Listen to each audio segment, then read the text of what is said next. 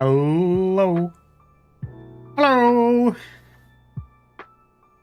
Late again today. Late like 3 streams in a row. Clarice hates us. Nah. No, sorry I'm late though. I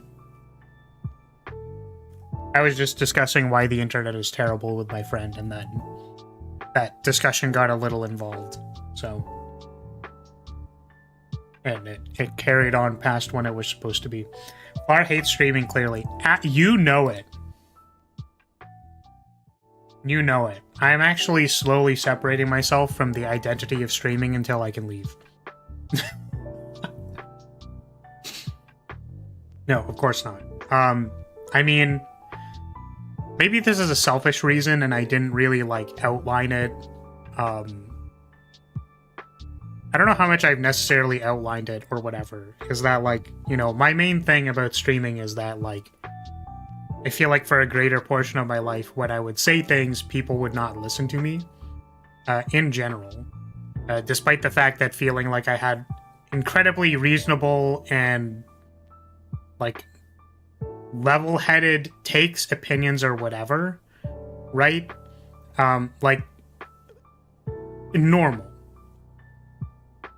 That would be what I feel like is relatively normal, outside of all the, you know, down atrocious stuff that I say. I mean, but guys, come on, like, liking feed is completely normal. That's not a... It's a normie thing. Like, that's not... Anyways. So I like getting to yap. Like, come on, but, like, really, though, like... Guys, come on. Talking about feed is normal. So I like getting to yap. People show up and hear me yap and seem to like it. So I like yapping. Like getting to talk to people and yap. Just probably one of my most frustrating things is, like, just... Like, I will be saying something or sharing a story, anecdote, or whatever, and then, like, it just, like, gets randomly interrupted. You know what I mean? It's like, hey, by the way, like, what about this other thing? Oh, like, this thing? Or, like, whatever. It's not even like a, hey, sorry to interrupt. Can we, like, figure out this other thing real quick, and then you can get back to your conversation? It's, like, literally just dead ass, like, hey, by the way, about handling these things. Or, like, people, like, walking away from the conversation and not seemingly in... Like, I'm walking away from this conversation because I don't want to talk to you. It's literally like no, I just got distracted by a butterfly, and I'm going somewhere else now. So, the concept of streaming to me is I like getting to yap, and people seem to listen to it.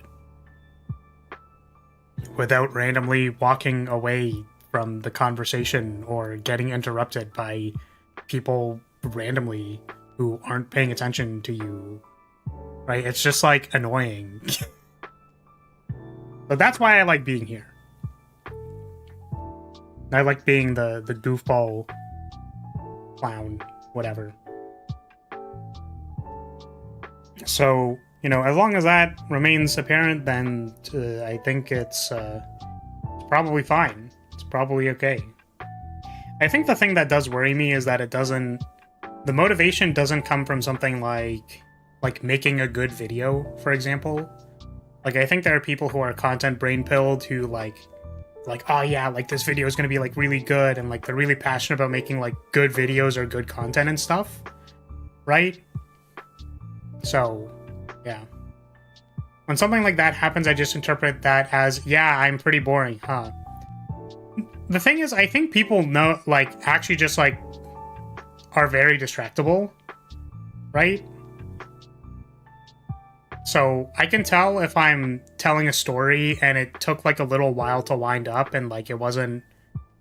Like, I can tell when something's a bad story, right? And it wasn't super entertaining, right? Or maybe I had to take a long time to get to my point so people, like, naturally lost the flow of it.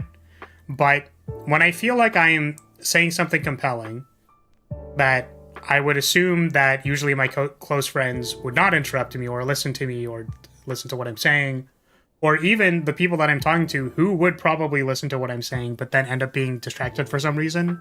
It's just very frustrating. Right? So this is a venue for me to be able to talk and not get randomly interrupted by something. You have tuned into the flower yapping stream, so you will get flower yapping. If you do not want flower yapping, you can leave. And then there's only like 2 people here, so you know, is what it is.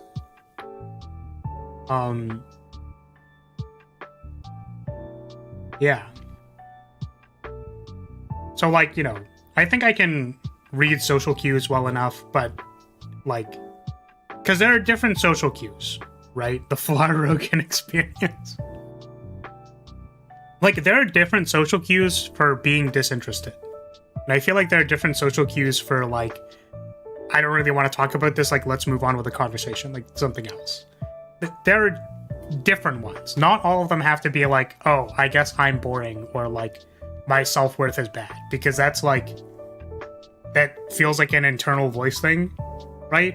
Where it's like, oh, I don't have value, so therefore I will just blame, like, any reason that people aren't listening to me on, like, my own self-worth. And what I'm saying is that the fact that people listen to me while I'm streaming or seem to, like, react positively when I share anecdotes that I think are meaningful or say something meaningful, like, people tend to resonate with them. Or that, like, if I share something that is within my expertise, people are like, oh, that's really interesting and cool. It's kind of like, okay, so I'm not crazy. Like, people are literally just, like, ignoring me or getting distracted because I guess they, like, don't respect me or something. I don't fucking know. Like, because they just don't want to listen to me for whatever reason. I don't know. Right? So, chat, being the schizo voices in my head, in reverse, make me not feel crazy. The voices in my head make me not feel crazy. Isn't that something else? That's wild.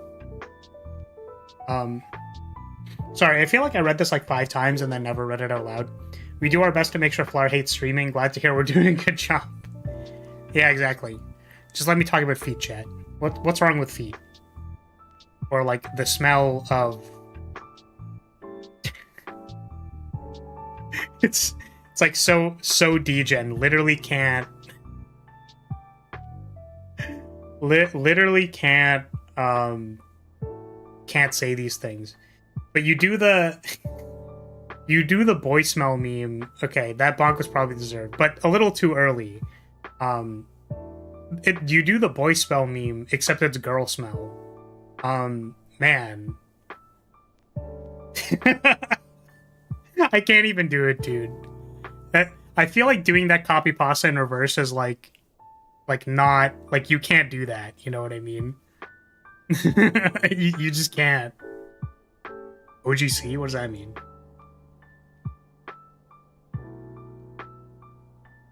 I wasn't listening. What did you say? I don't know, man. Oh, what the fuck is this? Capture the right screen, you fucking thing. Oh my god.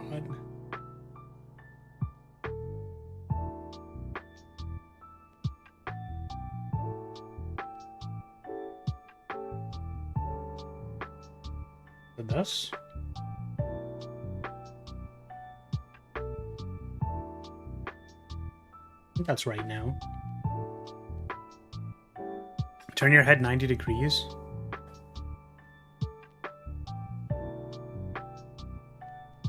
Okay. What am I doing?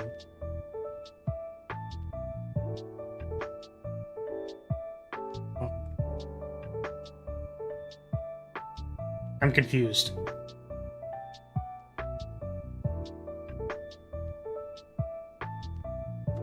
I have to look this up.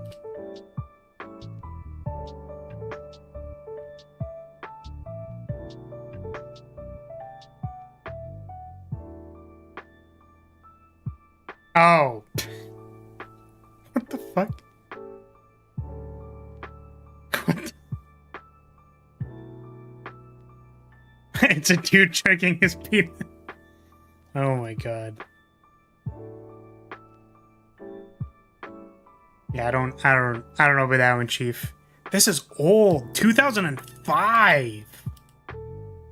That is old, dude. This is an old reference.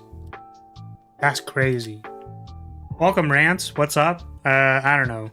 I was late today, and then I was talking about how I hate streaming. If not for the fact that random people on the internet listen to me rage about shit. It was my reaction to Boy Smell. Understandable. Got it. You got it.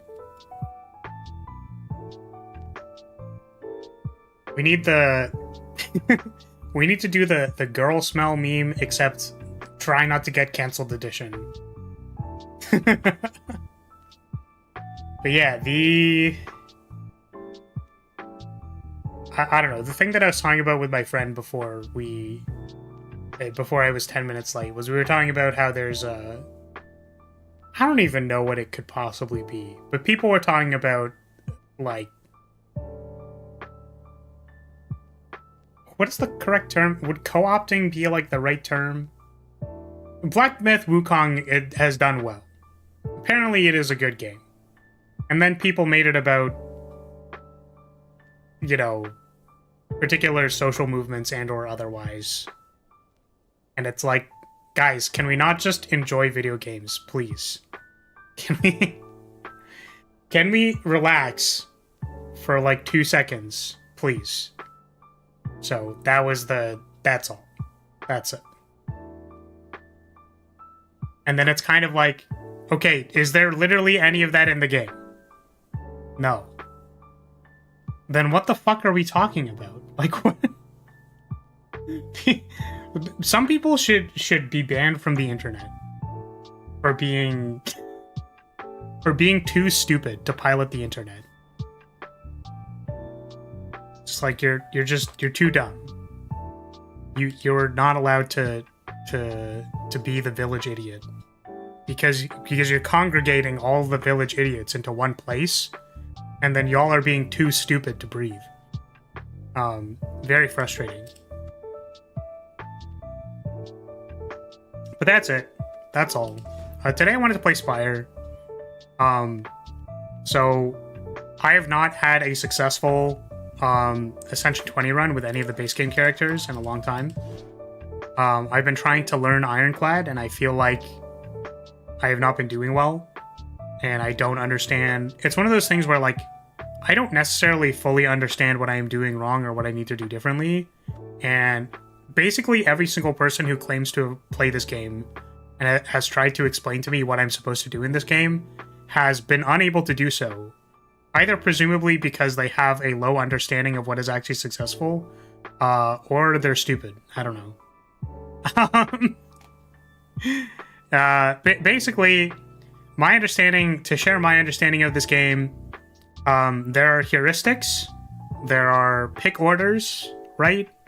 Where you kind of go like, well, I need a block card, or I need a solution for like a particular block threshold, or like I need a way to produce a certain amount of damage for like the heart or something.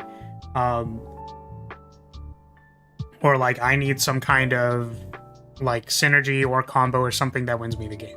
Like eventually you need to have some way to win the game by Act 4, like something that completely breaks the numbers of the game wide open, like, you know, doubling your strength 7 billion times over and then like doing a bisquillion damage, right? In the early game, it's more about having like high value picks that can let you beat elites so you can snowball your advantage and stuff like that. Like, these are all heuristics that I understand. My only problem is picking the right cards in order to assemble things that work, because I don't actually know what those are for the base game characters. I had a moderately successful Corruption Feel No Pain deck that ended up not having, I guess, enough skills, or there was a certain draw order that like made me lose. But my most recent game, if it's here, was this. I lost to the Awakened one, where basically what I tried to do was I at least tried to resolve, like, where is it? I tried to resolve the spot weakness before I resolved Corruption, so that I could at least spot weakness twice before limit breaking. and I had runic pyramids so that I could like hold on to these things. I think the problem was I had double tap uppercut, but double tap would exhaust itself to corruption. So the problem is that, like, you know, I can't, I couldn't, like, do this enough to, like, survive Awakened One.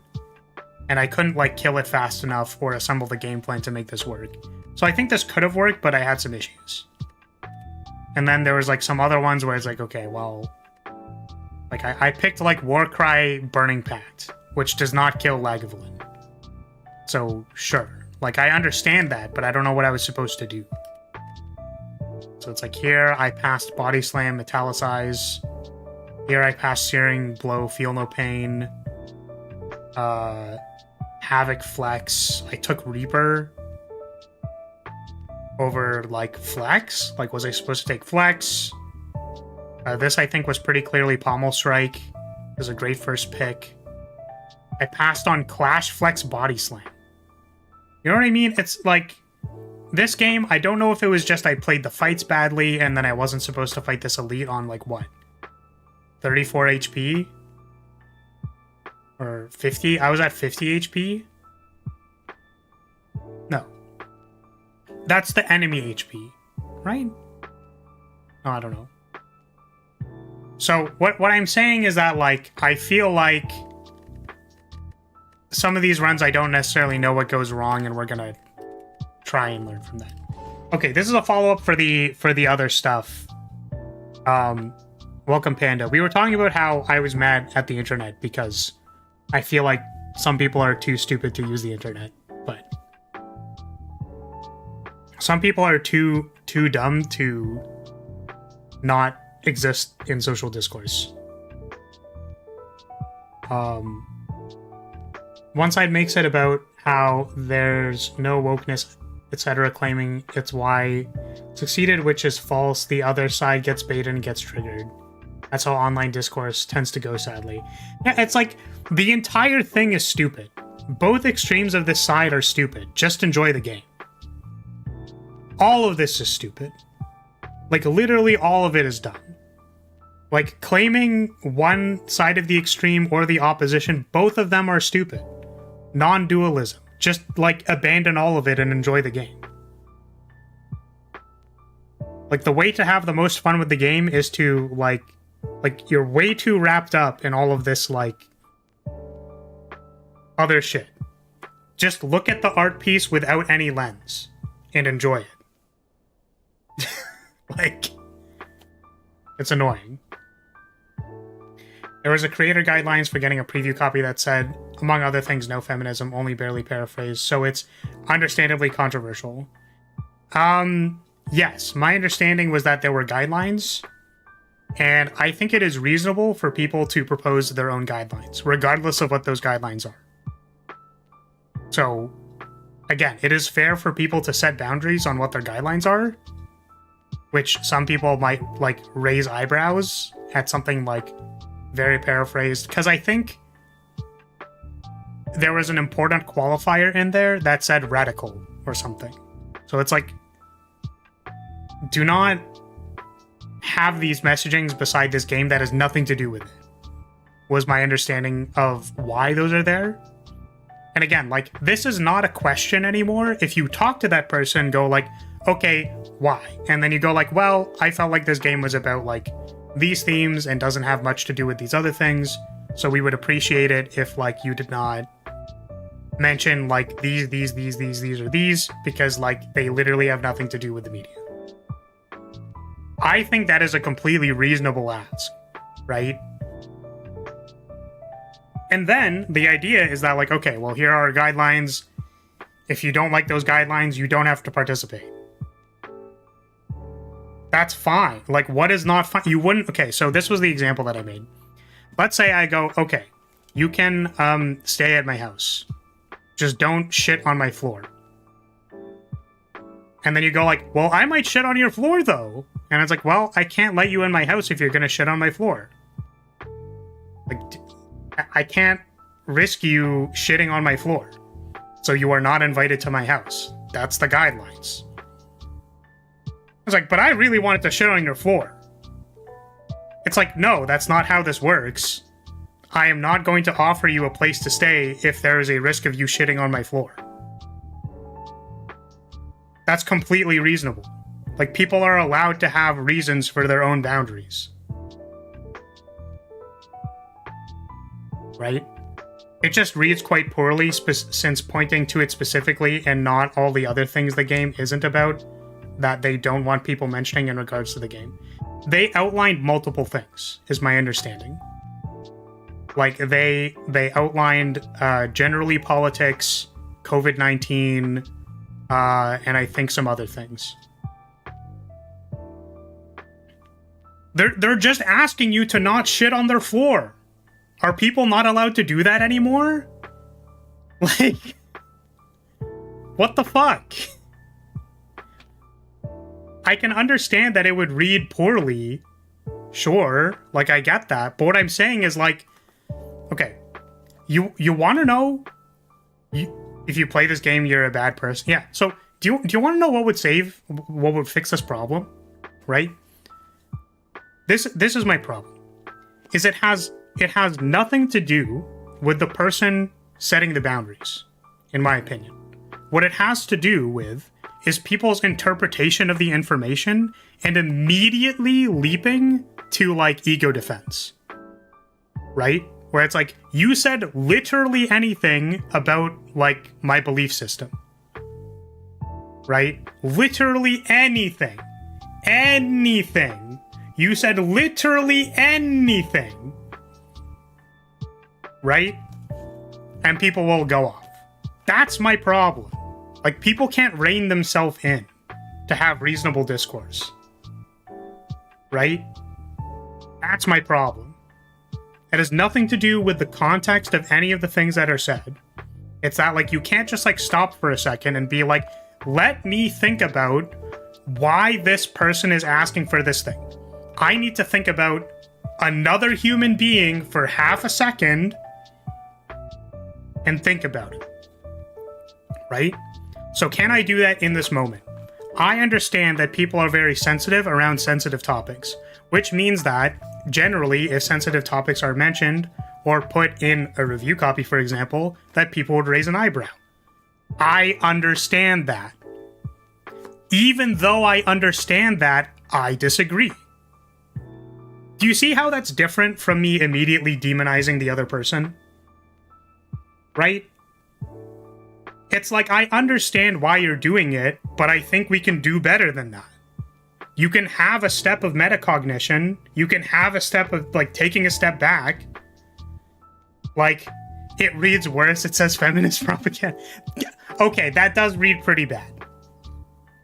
Like, fair. Fair. Right? So, perhaps there's some responsibility on the devs where they wrote it that way and, like, sure. I can concede that point. But yes, my problem is that it feels like people take things in really bad faith. People do not attempt to understand what other people are saying and instead just, like, react on the basis of their beliefs. This is very frustrating for me as someone who has tried really, really hard to cultivate not just blindly believing my beliefs. Like, I've gone through a curated process of trying to believe in the things that are actually applicable and help people and help me. Right? So when I say something like, take half a second to question your beliefs and empathize with another person, the reason I'm saying that is because I think it is genuinely useful and people do not do it. And it's frustrating for me when I see something like, a game cannot do well without people freaking out. Like, what the fuck? Like, what is wrong with people?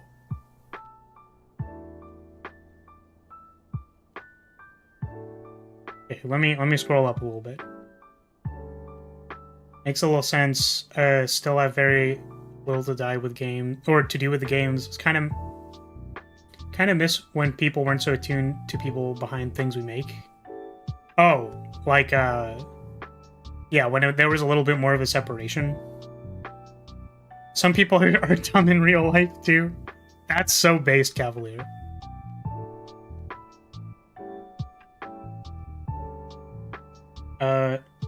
Kind of fair, the only time it's not okay is if the guidelines are based around race or gender for obvious reasons, but I do understand devs not wanting people to talk about things that are not related to the game.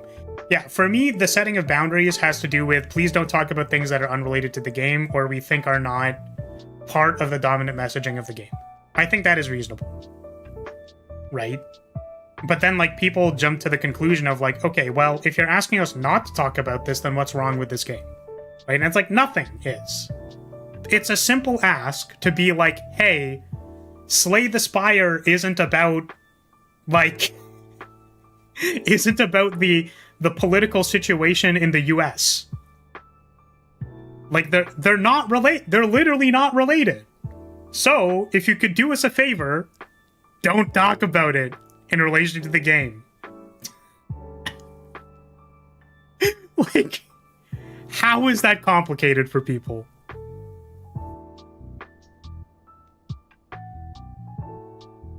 Clearly, the Spire is a metaphor, yeah, exactly, for the patriarchy. Of course.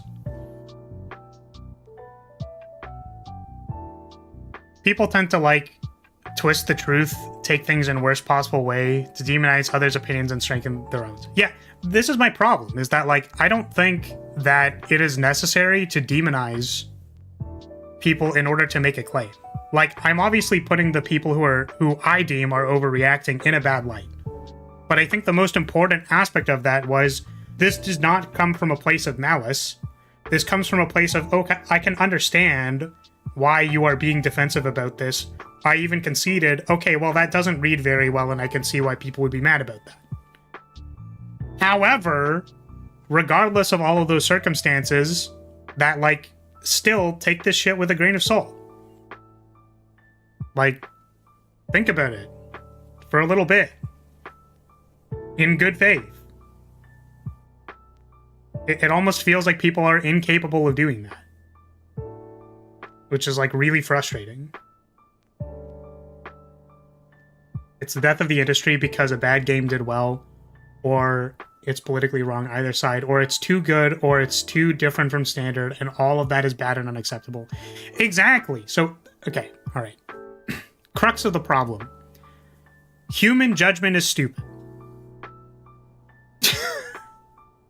I have been of this opinion. I've said this before on the topic of, like, logic and whatever, and this is the one hill I will die on. We believe things, and then we make judgments about those things that we believe. The purpose of doing this is so that society works. Right? So that we can, like, we can shame behavior that is bad and then progress as a society. This is fine, for the most part, right? But I think what people don't understand is that, like, they take that and go like, well, I will now judge this piece of media through all of these different lenses and axes that have nothing to do with the media. And then, like, just believe it. And then they go, like, schizo posting all the way down. And then you have people who are dumb. Like, so, yeah, I don't know. Having some degree of a flexibility in your lenses or how you perceive reality, I think is important. Is basically what I'm trying to say. And what gets in the way of that is having immediate blanket statements usually don't work. Is that relation into what I said or what the thing was? Yeah. Like, having a wide-sweeping blanket statement or belief structure or whatever usually does not approach problems with enough nuance to understand, like, what is actually happening. Right? And approaching any kind of problem with a reasonable degree of nuance or understanding. Blankets, that's really funny. Good reframe. Blanket statements never work. So again, like, let's take a step back. I'm going to do it again for demonstration purposes because, like, this shit drives me nuts. The purpose of having a simplified concept or a blanket statement is to simplify the information so more people can understand it. So, if someone is making a generalization, the purpose of the generalization is to demonstrate an overarching principle. It's not to prove that the generalization is correct in every scenario, it's just to simplify the statement so that people can understand it. It is a way of communicating understanding. Now that we know that about generalizations, we can see generalizations, understand that they are generalizations, and then not nitpick them. We know it's a generalization. We don't necessarily care about whether or not, like, the generalization is accurate all the time. Like, it's the same thing as a heuristic. I could say that, well, a common card in Slay the Spire should generally deal, like, between 9 and 12 damage per energy. So a 2 energy uncommon on the high end might deal 24 damage. That's rather high. I don't think you see that much. This is a heuristic. It is not true all the time. So you could see a card that is outside of that heuristic when you're designing it and be like, here is a common card that does 30 damage. And then you can ask yourself, why does this card do 30 damage? It is outside of our general understanding of how we design Slay the Spire cards. Why is it doing this? And then you can make an evaluated response on what that is based on your understanding of the general principle. What you don't do is say, this is the general principle, this is outside the general principle, therefore it's bad. And that's what people are doing with generalizations. You know what I mean? Like, it's frustrating. Because it feels like this thing that I have been trying to, like, understand about myself or understand about, like, what feels like it is objectively making my life worse, right? Is, like, dying on hills for ideologies, right? I have certain understandings. They're not always applicable all of the time, but they seem to work out a greater majority of the time and are widely sweeping. Which is that, like, any blanket statement, general belief structure, etc., or whatever, is only ever a framework. And every situation usually requires... Usually situations require some amount of nuance in order to fully understand what's happening.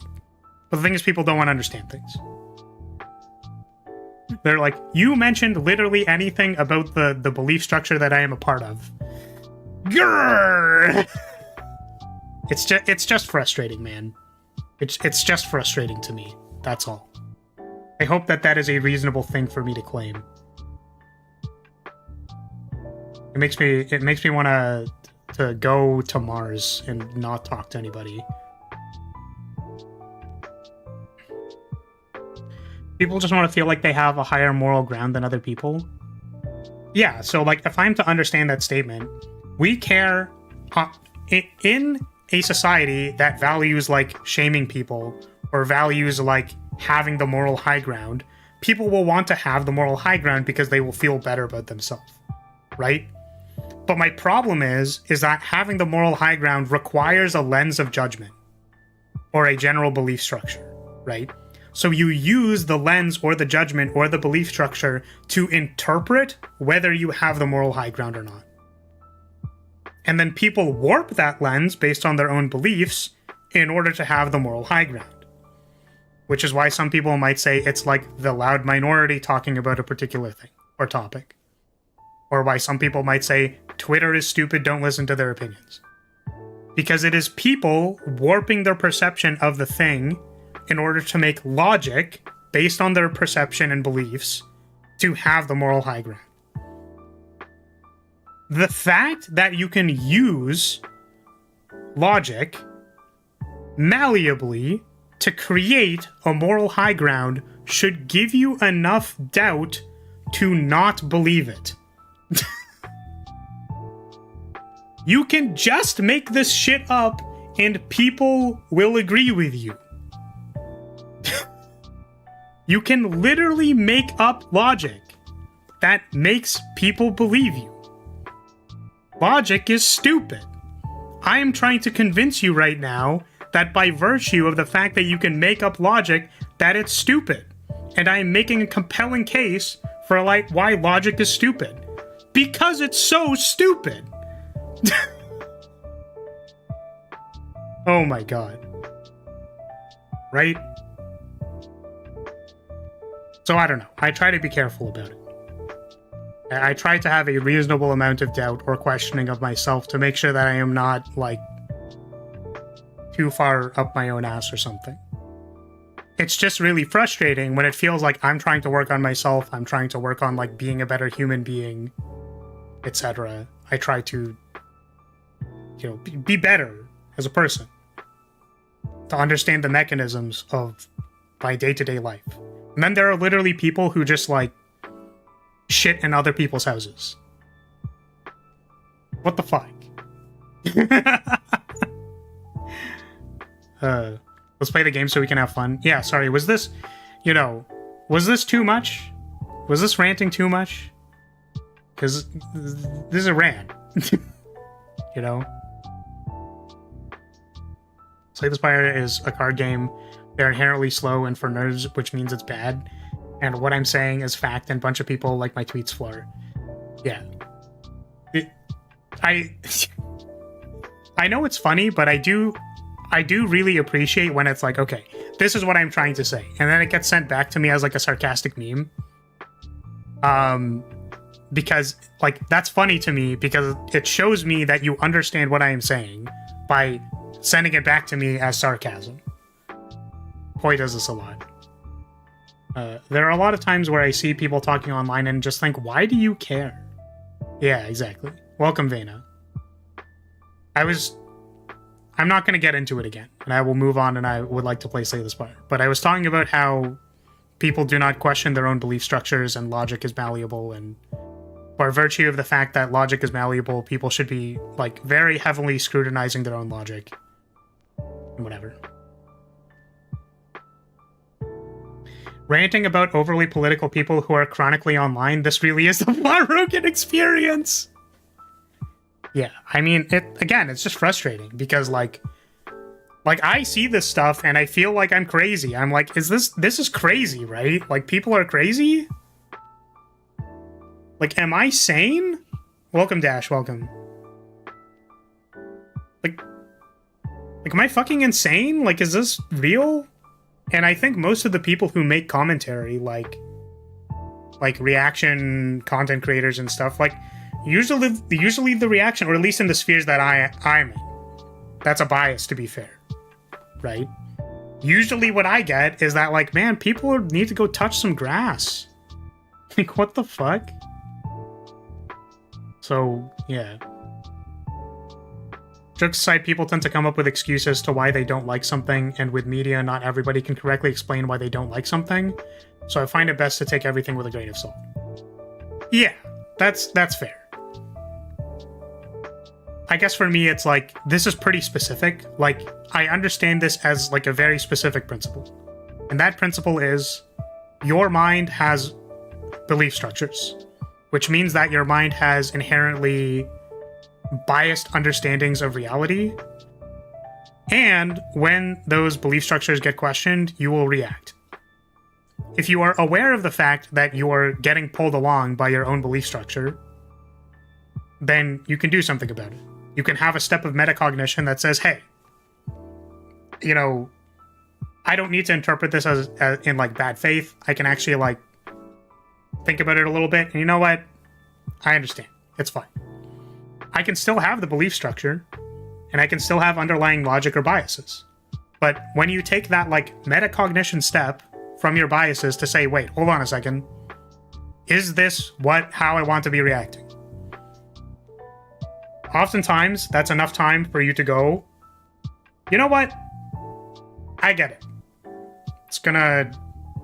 This does not need to ruin my day, or, like, whatever. This is not a big deal. But people are very reactionary, and they, like, cannot stop themselves from having a reaction. Or, like, their reaction compounds immediately as if it's a chain reaction. When people, like, I just don't think that is a very successful way to live your life, in my own experience. So, yeah. Did we want to play Spire? Now that we finished the Flar Rogan experience? now that we finished ranting about it, I just want to be good at Spire. And no one seems to be able to explain to me how to do well at this game. So, you know, let's give it a shot. Flag Bear with Prismatic Shard, let's go. Now we're playing base game characters. We're playing vanilla. We might do a Flag Bear run, but you know. Okay.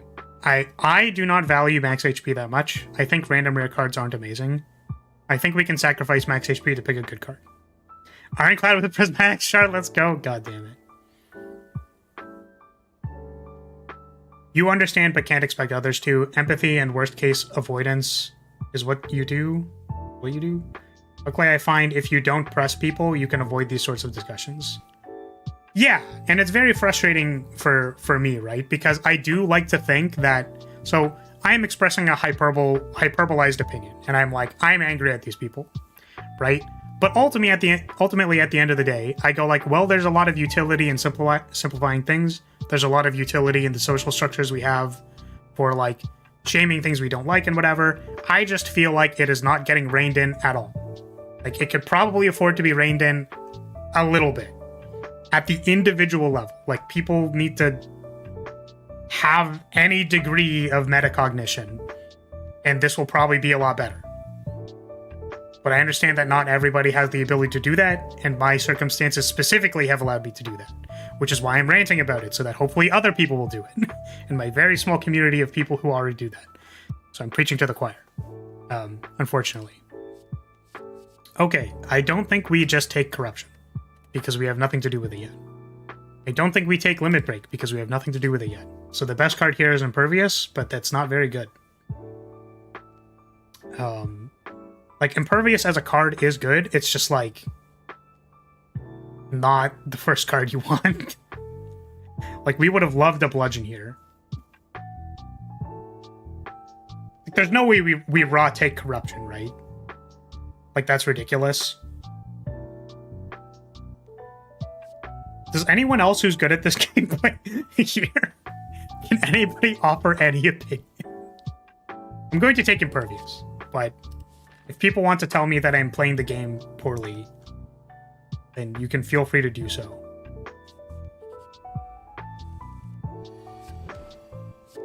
Oh, maybe I shouldn't have bashed. Yeah, whatever. Rare card start is fun because you can build a deck around any card you take. I don't remember how to play Ironclad at all. Oh no, we're just gonna take a bunch of damage. Or I guess we only took 12. Okay. Grit, Rage, Heavy Blade. Yeah, I mostly agree with you, Vena. However, the problem is I don't want to draw a 3-mana curse and then do nothing with it. I feel like we take Heavy Blade. We don't have any strength stuff yet, but also our deck does not do a lot of damage. Maybe we skip Heavy Blade, actually. I don't think we take Rage. I don't think we take Grit. Because we're looking for damage right now, and Heavy Blade doesn't actually do more damage than a Strike. Oh, it does, actually. It's 7 damage per energy.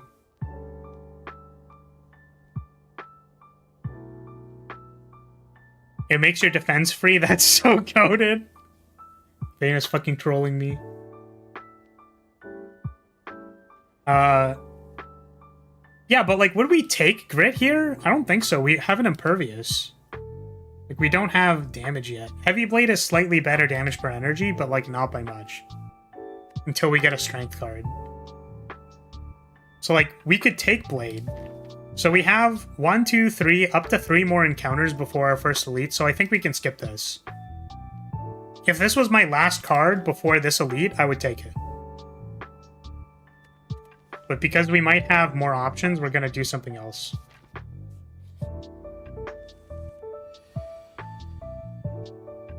Alright, congratulations for that dash. I have no idea what that is, but But congrats. I'm currently trying to get good. This music is nice as a blue archive. Yes, it is. We're going to draw Bash Strike. Bash Strike is 17 damage, so we need to do 1 strike here. But we don't need to do 2. We did not draw Bash! Rhee! I'm tilted. Clash! Reckless Charge, Carnage. I do not know what the use case for picking Reckless Charge is. Is it specifically if you want the days? Or like Feel No Pain, Feel No Pain, and or Exhaust Fodder, or something else? Is this card ever good? I'm probably going to take Carnage for damage, but I'm curious if this card is good. You had Reckless Charge work before? Okay. It probably comes with the generic downsides of 0-cost cards. Oh yeah, I guess status, if you wanted to do Fire Breathing and Evolve, maybe.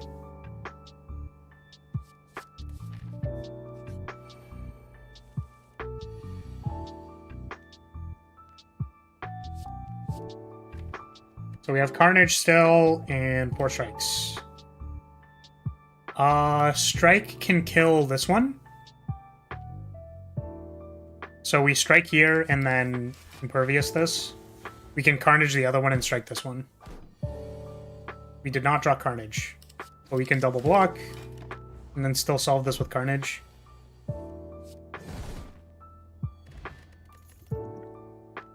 I'm pretty sure Pommel Strike is amazing.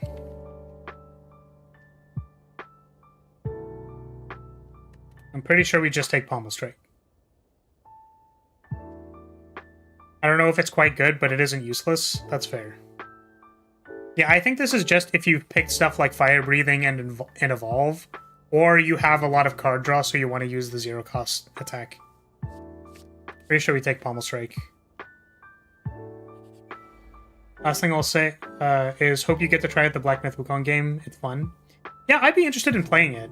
So, I don't know if I've, like, necessarily shared this opinion before, but, you know, social discourse, like, I afford to be mad at it from the sidelines, but it doesn't actually beat me up, you know what I mean? Like, I'm not torn up about it. If I didn't talk about, like, the social discourse stuff now, like, I would have been fine. Like, I don't care. Right?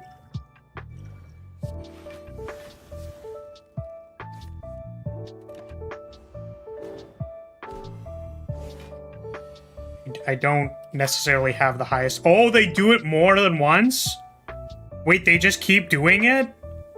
Oh, shit. Oh, shit. A rat. Okay, well, I think I just played this fight wrong. Are they gonna do it again? Oh, they just keep going. Oh my fucking god, I can't kill it. Oh my god, I'm dead.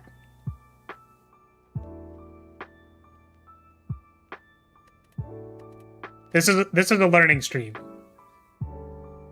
This is a learning stream. So we actually have to kill this thing immediately when this thing is here. Yeah, I was like, oh, I can prevent 5 damage. That seems good. So now what? Kill the Protect Goblin? We can't because we're fucked?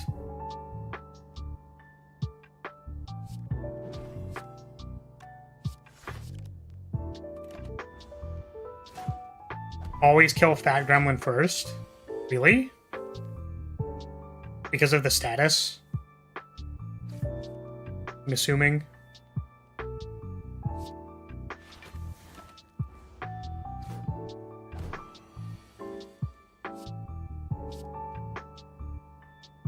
Yeah, this shit's annoying.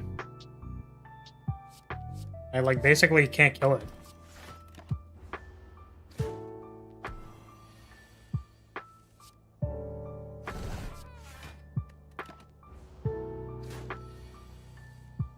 So now I think we wait for like Carnage. Carnage plus Strike.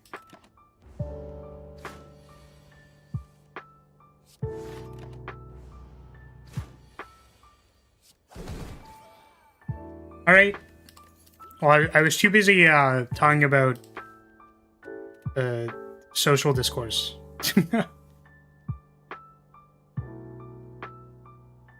Leave my chunky gremlin alone. Fat, sneaky, wizard, shield mad. Who's the boss? Hexaghost. Do you think Evolve is decent for Hexaghost? We can pick it because our boss is Hexaghost.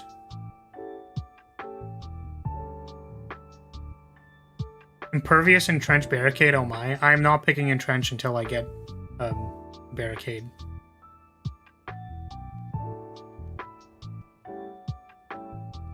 If it was Slime, I'd say 100% take Evolve. Let's try it. That's a coward move? I would never play Slay the Spire poorly. Trust me, I'm Ascension 6 or something. Incredible. I maybe could have saved the Impervious, but... Oh shit, this has Ethereal. Damn, I smell at this game. I'm just like a stinky goober.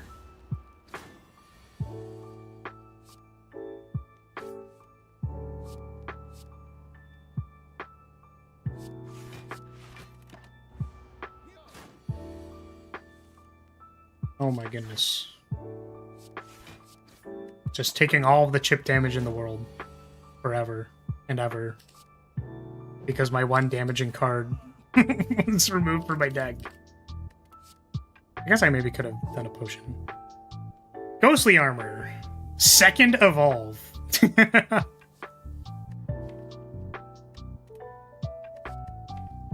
We only have Impervious as our other block card, so maybe Ghostly Armor is fine.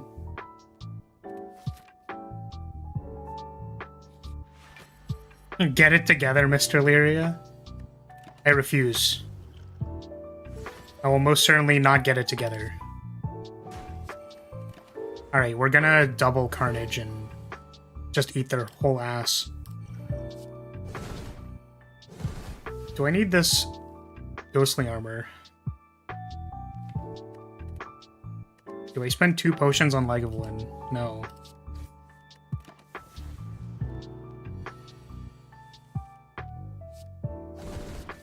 Racia.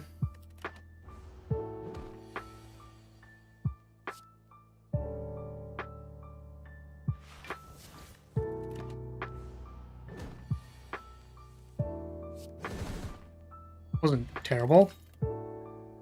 Offering is probably generically good. I don't think we can actually fight this Burning Elite.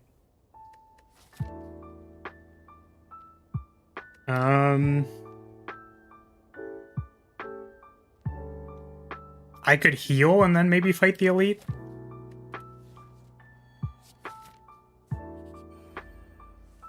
Sup, Knob? Get this curse out of my deck. I think we double cast Carnage here.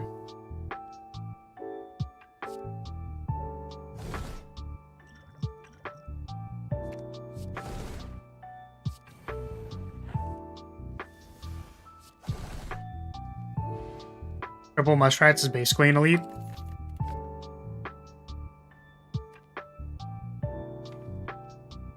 I kind of want to take Reckless Charge and see how it interacts with this Evolve thing, if it's good. Because, like, the thing is, Evolve basically just makes it so your statuses aren't a curse, and then if you upgrade it, it's better. See you, Dash. Thanks for showing up. Have a good one. Yeah, I'm gonna try it. I have no idea if this is good or not.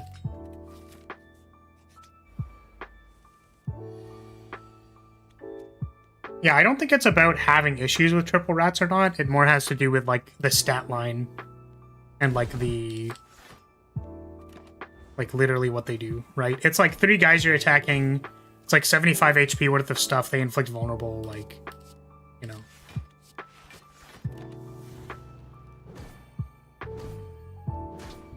Reckless charge is a bit inconsistent with Evolve if you draw Reckless first.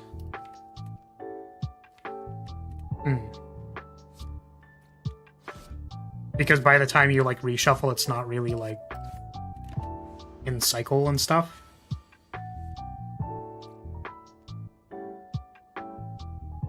Evolve plus power, on the other hand. Oh, power through.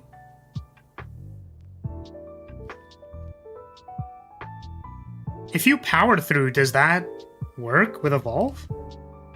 Like when it puts the statuses in your hand?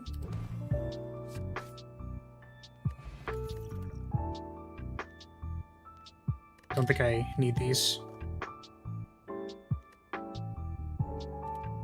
I, like, maybe could see wanting to take the Thunderclap just to have more vulnerable uptime, but I don't think so. When first played? No. Okay. I was just wondering if it was like, oh, that seems insane.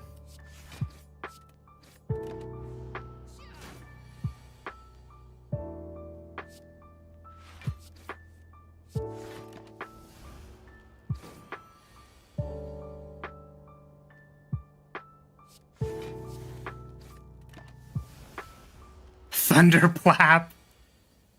That's me. That's me, baby. Thunderplap every day of the week. Rampage. We already have Carnage to deal damage and Reckless Charge. So I wonder if we want, like, a defensive card like Intimidate. I don't know if Intimidate is good. Rampage is not a good card. I've had some success with Rampage. I recognize that I've asked for, like, I'm asking for help, but I have had some success with Rampage. Only as, like, a deck out payoff to exhausting the rest of my deck, but it seemed fine in that one scenario.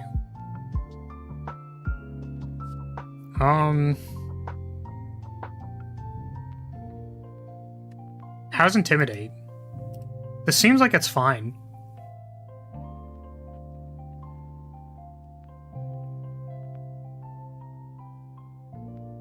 Because I think I saw people...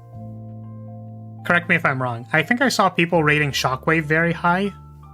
The Rampage upgrade is really bad. Okay. Sure, let's shelve Rampage. I'm not picking it. How is Intimidate in comparison to Shockwave? Because I've heard people say Shockwave is quite good. But it's also possible that Shockwave is bad. I'm gonna eat some crackers.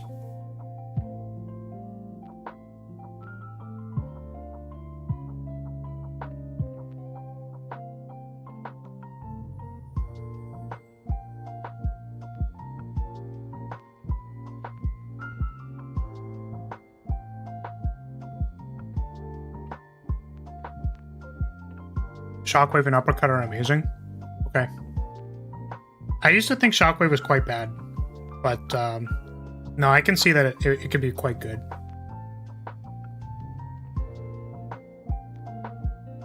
Intimidate is only alright. Alright, I think I'm going to skip on this. Also, welcome, Darker. I'm currently playing on Ascension 20, and I'm trying to get better at the base game characters. Because I've spent a lot of time playing mods, and I just want to play the base game now. Also, I'm eating crackers, so give me a moment. Upgraded Intimidate is good. I mean, we have an opportunity to upgrade it if we want to sandbag the shop because it's mob bank.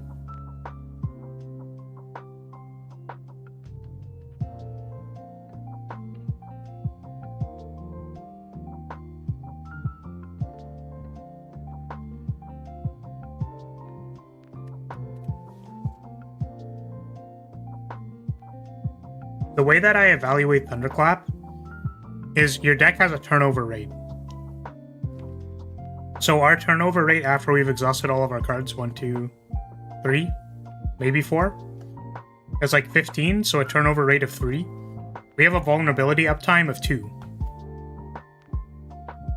So two turns out of 3, 4 on the first reshuffle is not the highest amount of vulnerability uptime. If we upgrade Bash and take Thunderclap, we would have an uptime of 4. Having it closer to your turnover rate means a lot more damage.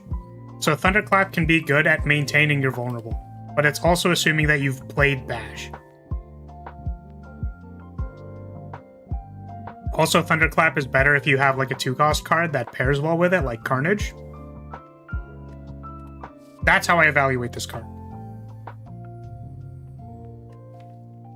I think vulnerability uptime is a big deal for Ironclad. However, I can also see that like you don't need to have extended turns of uptime for vulnerability if you're just like playing some big Fiendfire.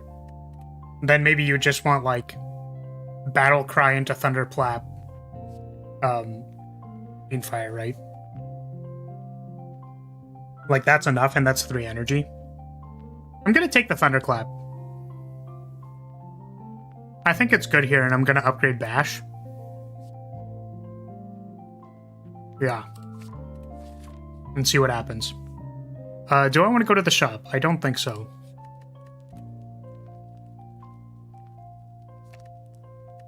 I'm not upgrading that. What the heck? I kind of want to try upgrading Evolve and see what happens. This deck has a Reckless Charge, so I think if this draws me into a Reckless Charge or like a Pommel Strike and play more cards, like that seems like it'd be kind of good. But I said I was going to upgrade Bash.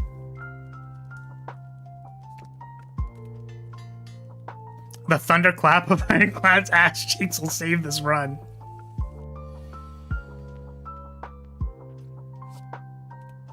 Yeah, I think upgrading Bash is important.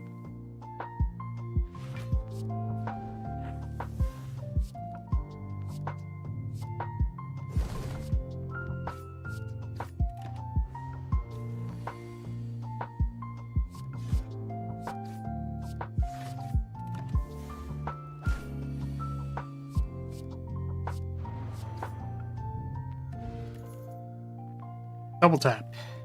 Don't think we need double tap. Double tap upgraded Bash is okay, I guess. How often do people just take this card? Like, do you feel like you need a justification to take this card, or is it relatively good? Because I'm not sure about this card.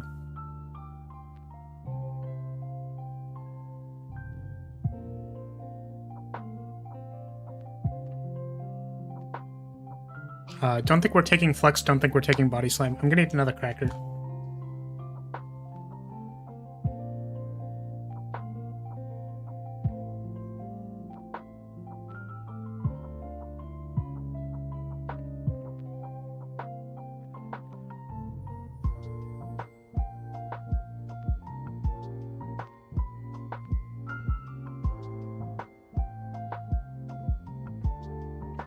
Okay, anyone who wants a cracker, say, ah. You say, ah, I'm gonna feed you a cracker. Oh, here it is. Oh, I'm feeding you the cracker. Oh. There you go. Cracker for you. It's somewhere in between Burst and the Defects one for powers. Maybe in a strength deck, but usually I don't take it. Interesting. Okay. No problem, Vena. I got you.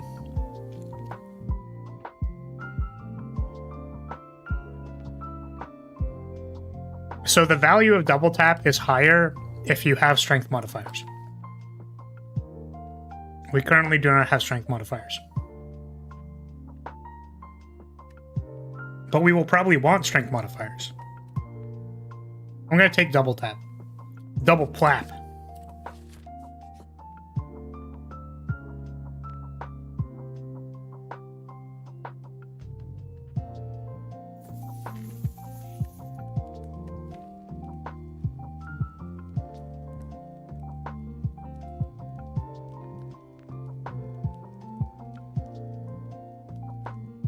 Question is, do I not heal?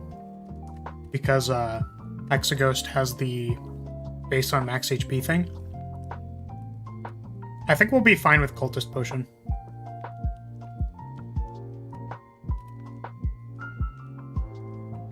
So I'm going to take this moment to upgrade Evolve.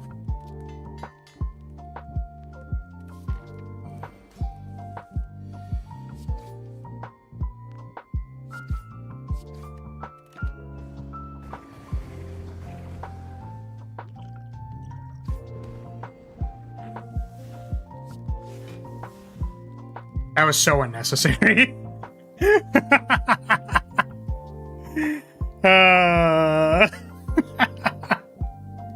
So unnecessary.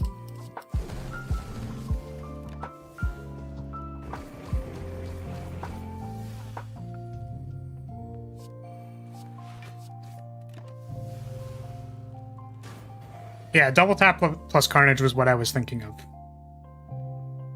when I picked it.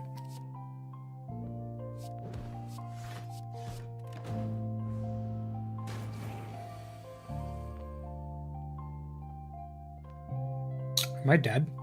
Oh, I forgot to Cultist Potion. I'm not dead, but being down 5 strength is not good. I don't want to draw the Carnage.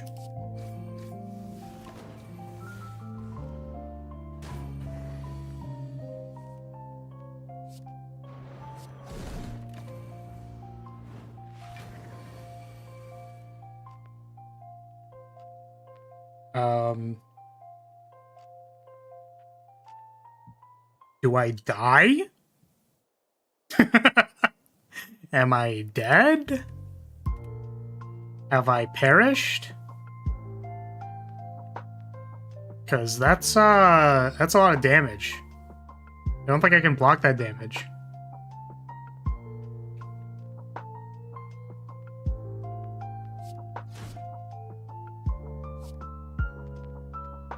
It's a 16 plus 12.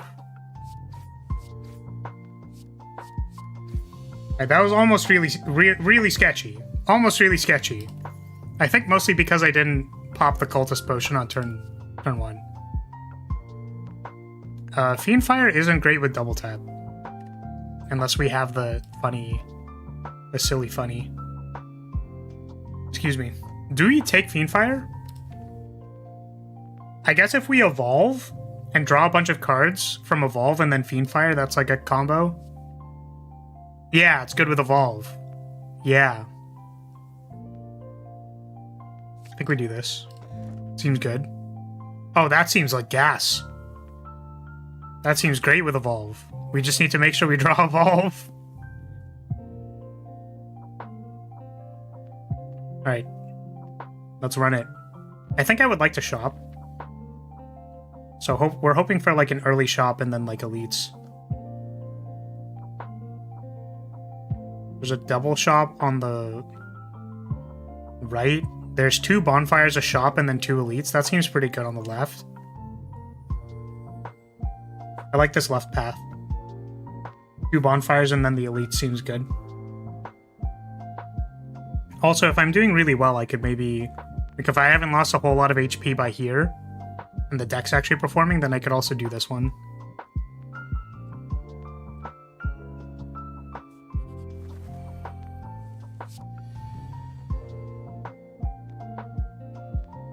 I think I don't want to lose my Carnage.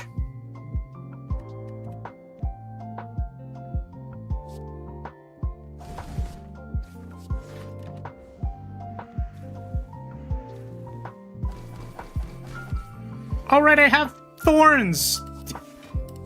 I wasn't even paying attention to that.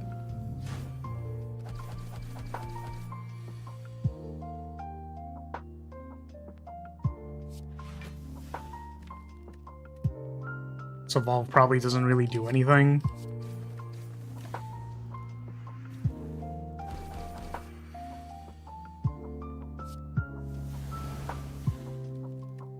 That didn't kill it. I just assumed. I was like, yeah, it's super dead. It's super ass. Drop kick, uppercut. Do we have any hope of drafting 2 dropkicks? And then going Thunderclap, dropkick? I think it does, boy. I think I've drafted that before. Where you like draw everything first and then you go again. And just like exhaust like 20 cards. I think so. I'm gonna take the dropkick in hopes of going dropkick infinite. And then fail because I have 23 cards in my deck.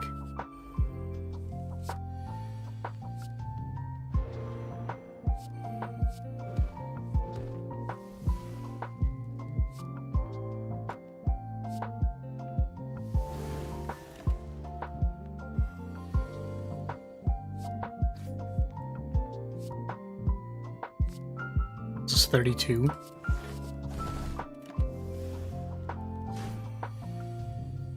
Oh, it would have been 35 with the thorns. Oh, I'm such a goober. I'm such a goober, and now I took 6 damage in order to kill it this turn instead of dying. Fuck. I'm terrible at this game. Clothesline. I don't think we want to pick more cards except for Dropkick and I guess maybe Dark Embrace. I don't think we really need anything. Double Pommel Strike.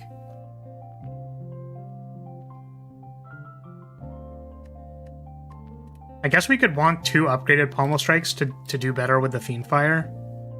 Maybe. You let me know what you think about this one. I'm pretty sure it's not Thunderclap. I don't think it's...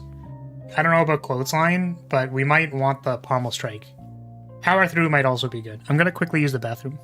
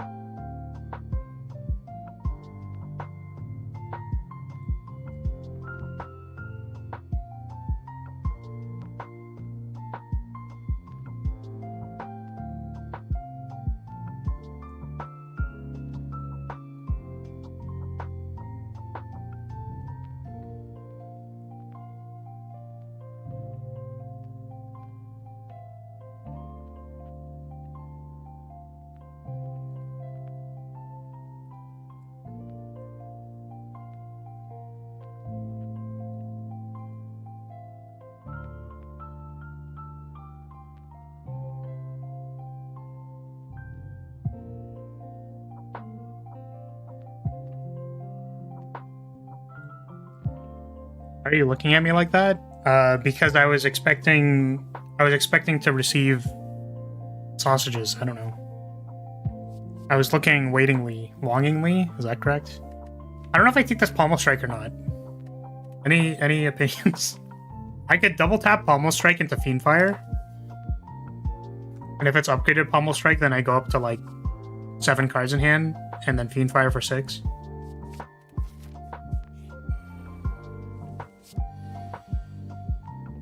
Ugh. They're starting with seeds. Feels bad, man.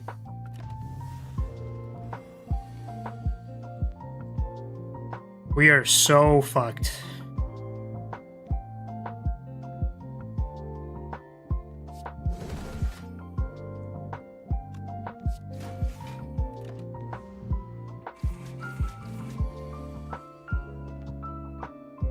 We're just dead. We're literally just dead. Man, that fucking sucks. If I evolved first and drew a card. If I double Pommel Striked and drew a card. Then I could have drawn Defend and still died. Man! Are you winning, son? No, we just died. We just died. Man, this seemed like it was going fine. We just, like, can't... like, we just can't block 48 damage over 2 turns. Because we drew our Impervious on the debuff turn, and our Ghostly Armor on the debuff turn. Is this common? Like, did this happen because I did not draft enough blocks? Or does this just tend to happen? Because I drafted, like, no blocks. So maybe if I had, like, a Shrug or something here. If I had, like, a Shrug Armaments instead of, like, one of these kind of mopier attack cards, bit of both.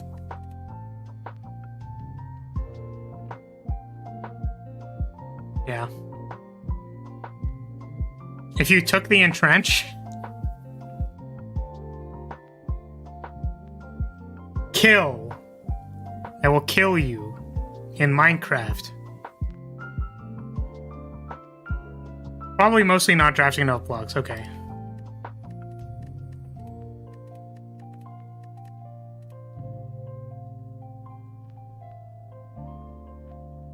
Mark of Pain definitely didn't help in the being able to draw department. Yeah, we were really hoping on, like, drawing Evolve, which is not, like, the biggest...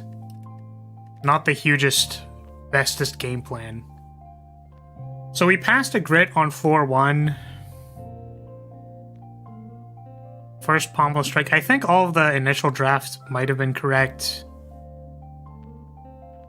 We already took a Carnage, so we didn't want a second one. Entrench was bad. Ghostly Armor was our pick here. I think that was correct. We could have taken a second Ghostly Armor over Offering.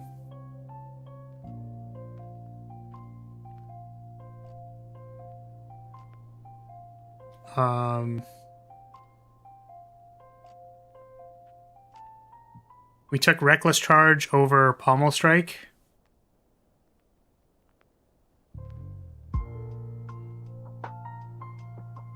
I guess we could have taken an Intimidate. Offering is better. I don't think that was a mispick. Yeah, I agree. No block here. No block here. No block here. Clothesline is a weaken. Yeah, I think we just got fucked. I don't think we explicitly misplayed or anything, except for, like, floor 1 where we got... Or not floor 1. Whenever we got railed by a bunch of gremlins. Not the worst way to lose a run.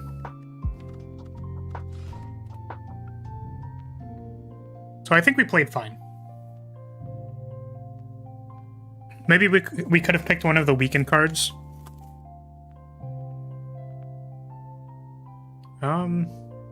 Pick a random common relic. Dreamcatcher. That is unfortunate. I don't like that one.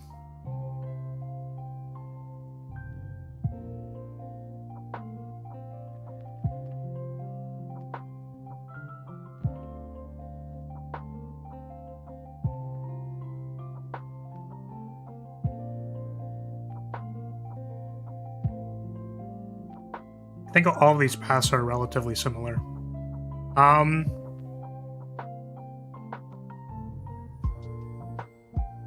It's like there's a shop here, but then there's this bonfire into Elite here, which I kind of like might seem better. So if I'm dying here...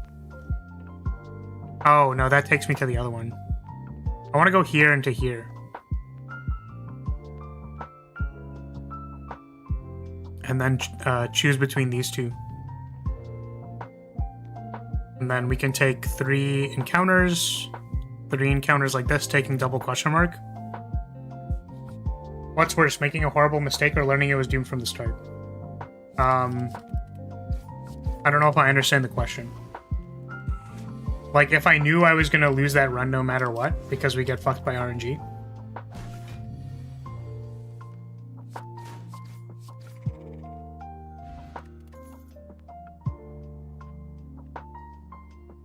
I'll take a Flame Barrier. Guardian.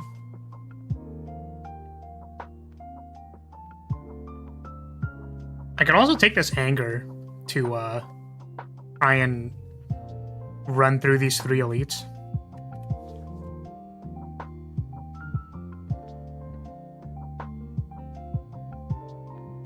Which feels worse, to die to RNG or die to your own misplays? I think the outcome doesn't matter. I think that as long as you did your best, and you feel like you did your best, then it doesn't matter.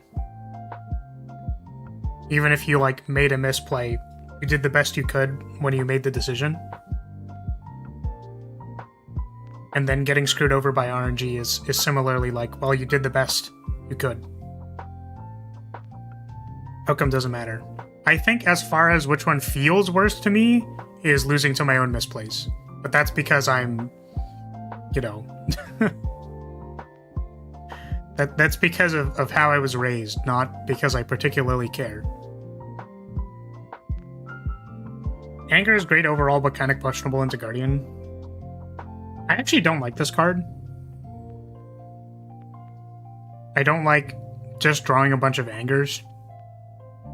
But I think it'll be good for getting rid of the elites. Like, this is something you want in the early game and then want to, like, sell at a shop later. Or, like, that's how I feel about this card. I don't know if, like, do people keep this into, like, Act 3 or 4 or something? I kind of want to take the Flame Barrier because we didn't have enough block last time, and I know the runs aren't related at all, but I want to do it anyways. Also because I like Flame Barrier, it's a cool card.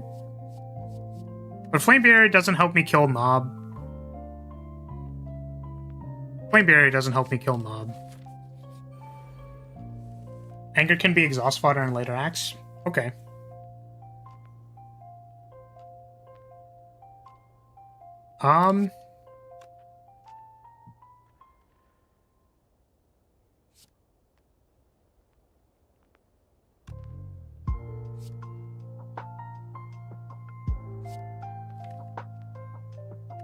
So we can draw Anger Triple Strike. That kills the other one.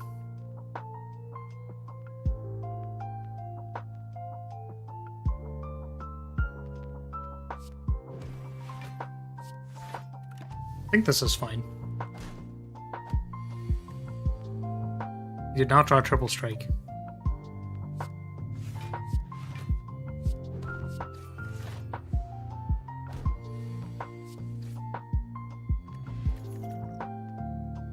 Armaments, Warcry, Thunderclap. Thunderclap is good with Anger. Because it gives you more cards to play on the turn that you play the Thunderclap.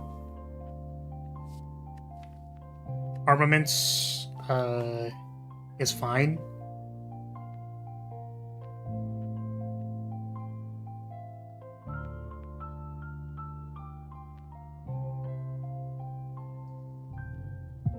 I don't think we need to Warcry for any reason.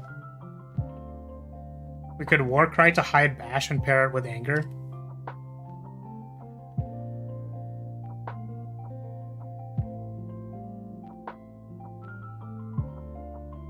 Take the Thunderclap.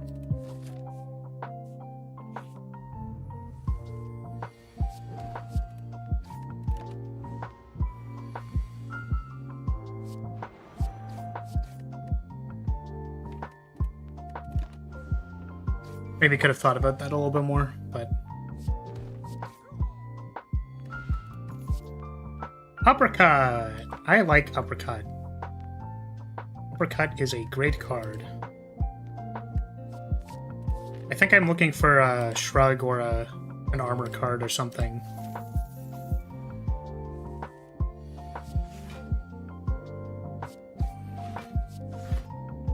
Hey Kane, welcome! Yeah, I think we're really looking for a solid block card now.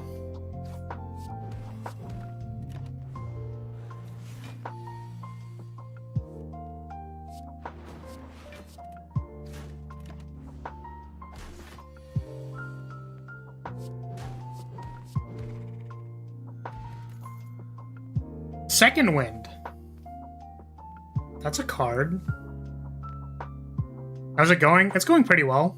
We've played one run of Spire. I yapped a little bit. Ironclad doesn't have many blocks. Sure, but what I'm saying is we need, like, a way to produce block.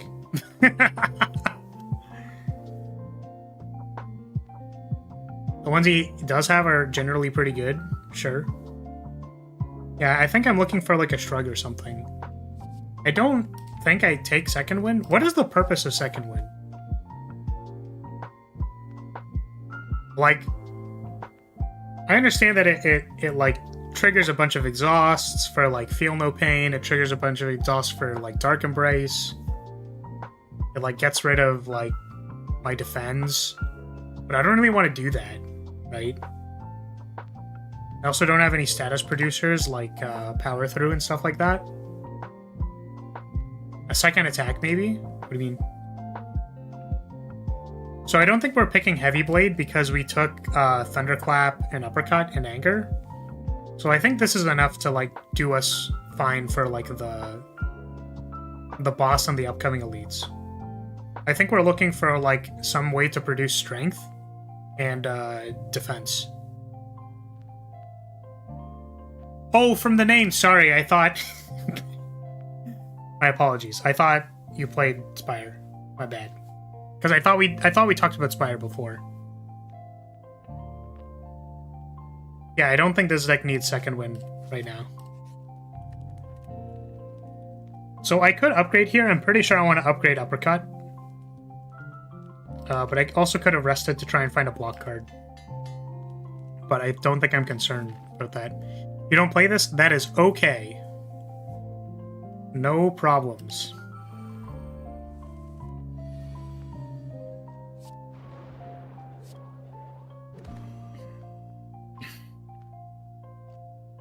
I get Offering here into like Anger, Strike, and kill this.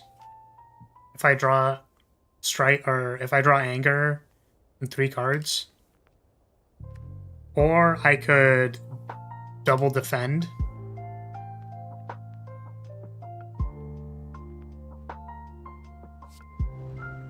Looks interesting though. I think I double defend. Yeah, Spire's a really good game. They announced Spire 2 already, so I'm very excited for that. I've made a mod for this game.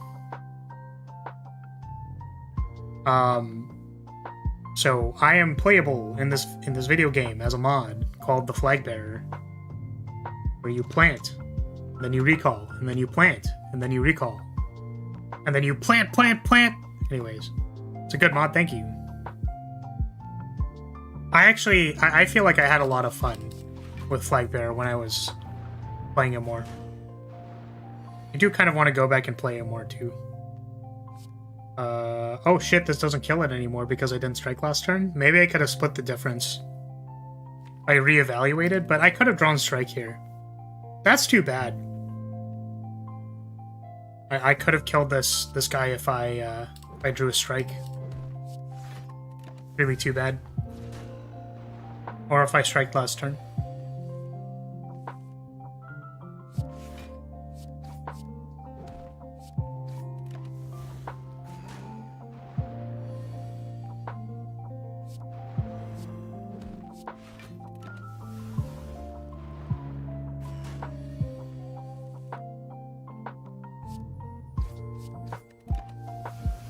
So much damage.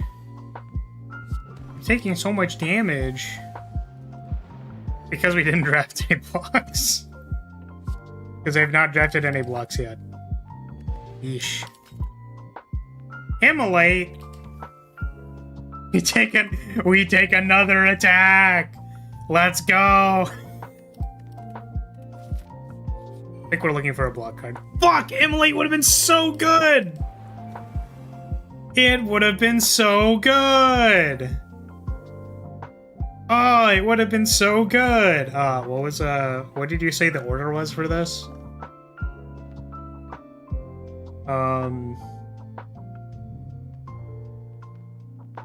Where did you say this, boy? Generally, Matt, Sneaky, Wizard, Shield. Sure.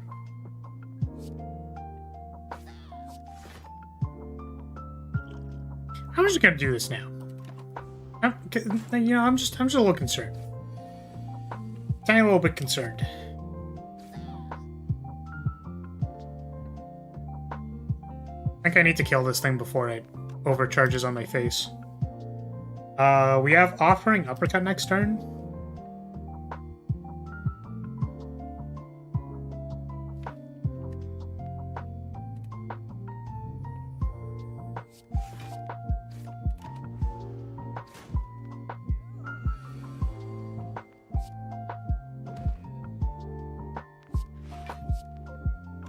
I don't think I anger. This is 2 damage as opposed to taking 6 and trying to kill it this turn. We're gonna pass.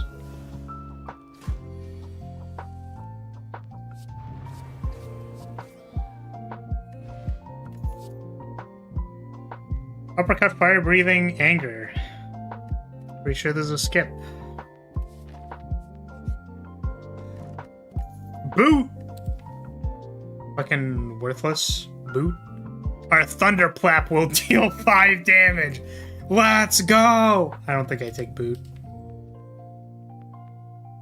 I'm pretty sure we just...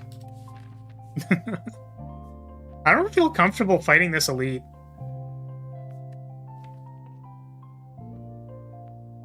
Not even you have Vajra? Yeah, you're right. I don't really want to fight this elite. It'll deal 5, but not because of boot. You're correct. Can we just not fight this elite? Yeah, I feel like we're struggling. I feel like I want, like, a block card. If this is Knob, we currently can't pass the Knob check. Like, we will die to Knob. Say skip elite. Yeah, I feel like if we go to the bonfire, then we could try fighting the other elite. But do we want to go to the shop? Because we don't have any blocks yet. So if we're, like, pretty crucial on getting a block, would we go to the shop? Or do we go to the bonfire, heal, and take the second elite?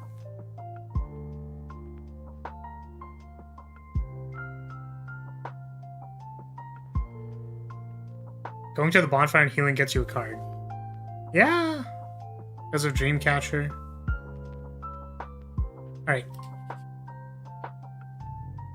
Yeah, there's no way. There's no way we're risking that shit.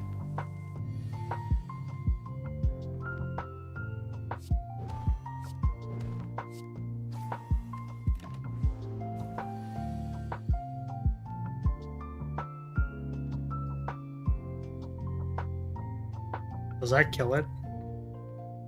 50% more is 21. 21 plus 5 is not enough.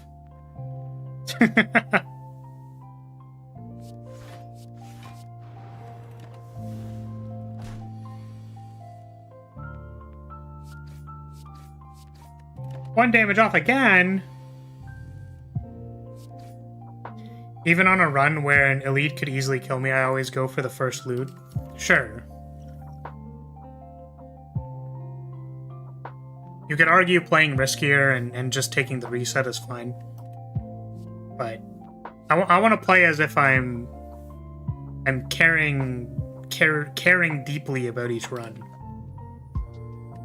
We're still looking for a block, huh? Does Warcry hide uppercut matter? As if you're streaking? I always stream as if I'm streaking. I could be streaking right now. You wouldn't know. Oh my god, guys! Flaris is naked right now! Oh my goodness!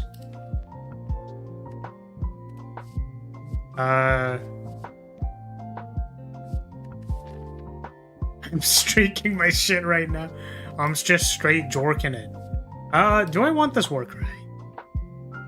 I don't think it's really that good right now. It could help us assemble, like, anger plus uppercut or more attacks all at the same time with the vulnerable. So I kind of want to take it, but it's definitely not Like, it's still not a defense card. Oh my fucking god, is our defense card Iron Wave? Oh my god. Tonight on Top Gear, Flaris finds no block, Cavalier bonks him, and elites are eating good. And by eating good, hopefully you mean eating me out. But, you know. You like Iron Wave? You can't be serious. That's a joke, right?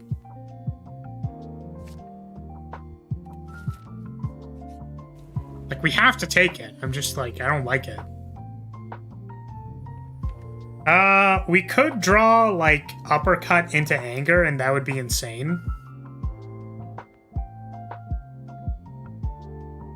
And I'm pretty sure I want to pop this offering before Nob is trying to kill me. It's not great, but I like the utility. Yeah, I just feel like it's so low, it's just so low value that I don't like it.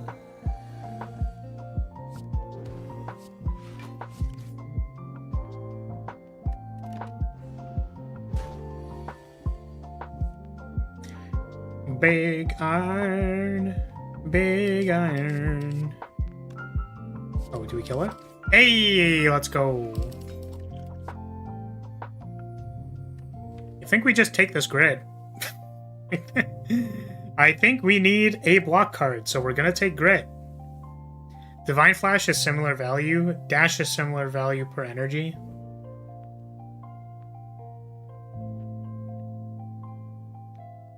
Calipers and Trench. If only we get an Entrench. I'm pretty sure I take Grit. We can Grit and then exhaust our angers. Don't think we need to take Immolate. We have Uppercut. Uppercut and Anger for damage. I don't think we take the Thunderclap. Excuse me. Wow, we need block. Crazy. Crazy how that works out.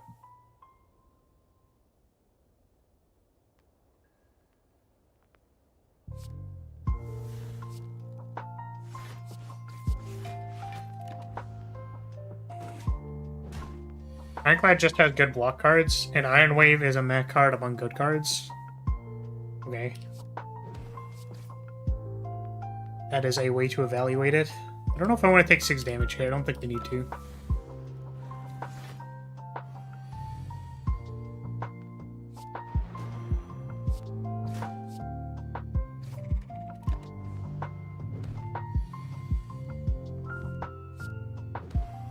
Uppercut Anger last half of my deck. Feels bad, man. Battle Trance Spot Weakness.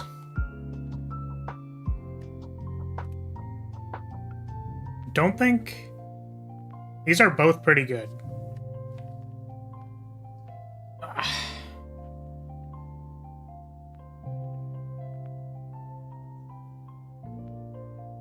I just like a card that is never truly dead, even if that means it's never truly great.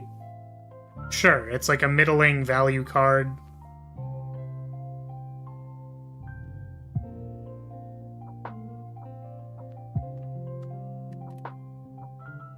I don't know. Any opinions?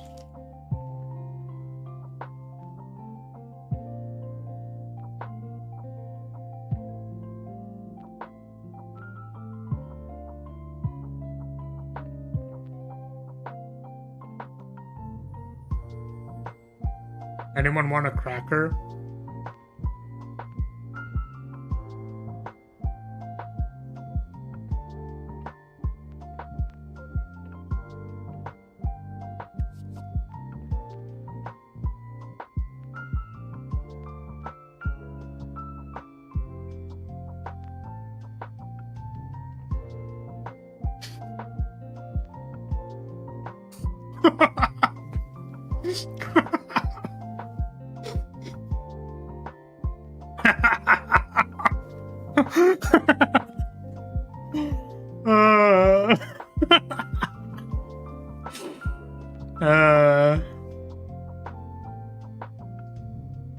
No, I think we take spot weakness. I don't think I need the draw for anything specifically. Maybe it pairs well with anger.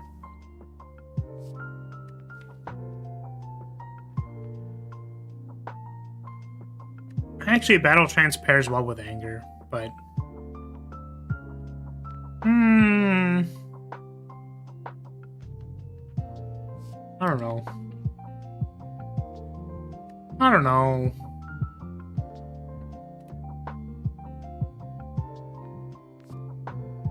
Take this one. I think both of them were fine.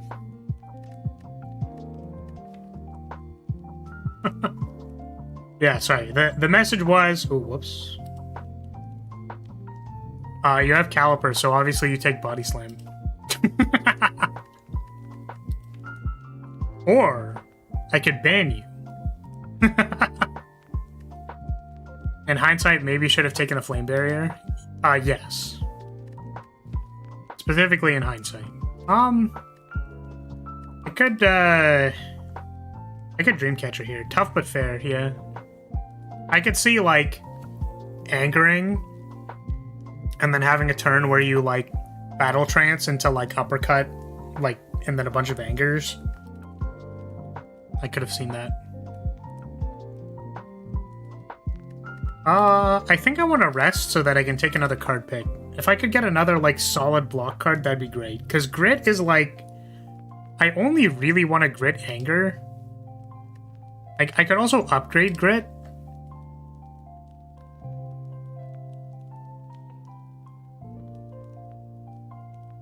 But, like, we don't have a lot of block for Guardian.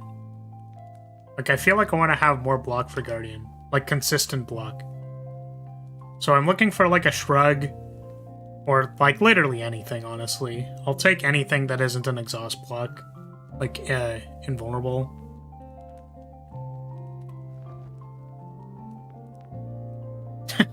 Fuck me. Ah, so annoying. We could take Sword Boomerang for the spot weakness, but I don't think I really wanna.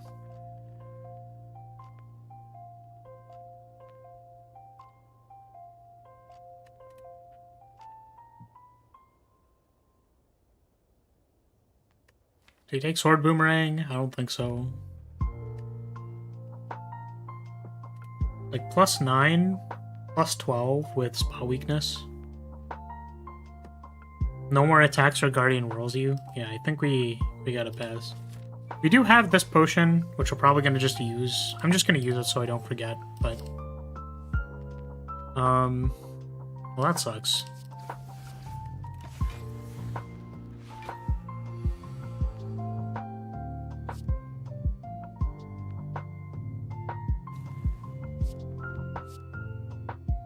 $29. That isn't even enough. That's funny. It's not even enough. Our anger uppercut once again in the bottom half of our deck. I could Offering here to force the Bash and Thunderclap. I kind of like that.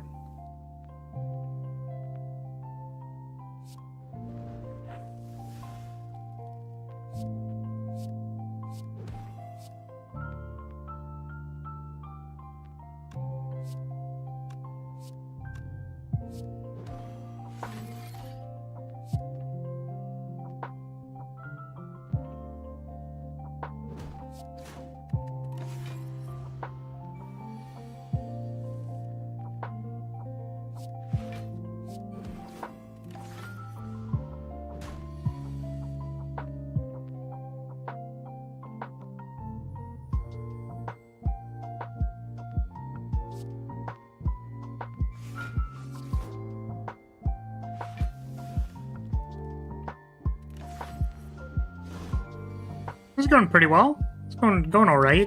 Well, that's kind of gas.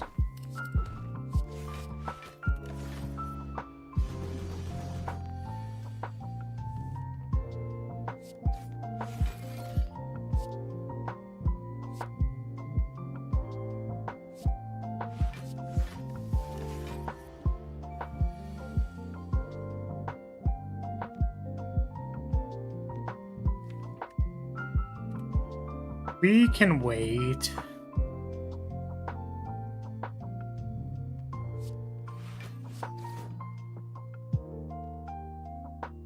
Do I bash to maintain the thing? No. We have like uppercut anger.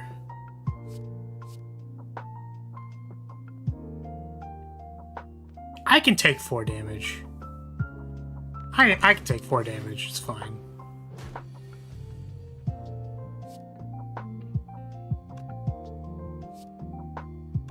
$30... I think this kills it. 30, 19, 39... It's 19, 49... 50... Yeah, that's enough.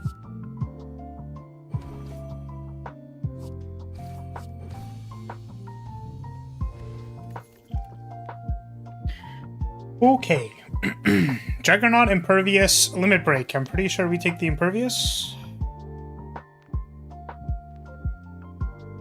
Probably kills, no need to math it out. Well, if I failed it, then I would have died. I think, to getting attacked, right?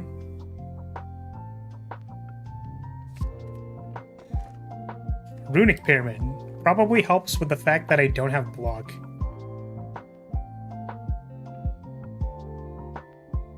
The big jugs, though? You know me. I am a connoisseur of big jugs. Right? Right, guys? Huge jugs. The biggest jugs. Pretty sure we take Pyramid.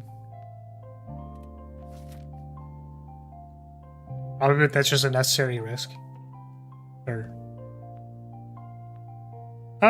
there's a bonfire before that, Elite, and there's an early shop, which is nice. Go here.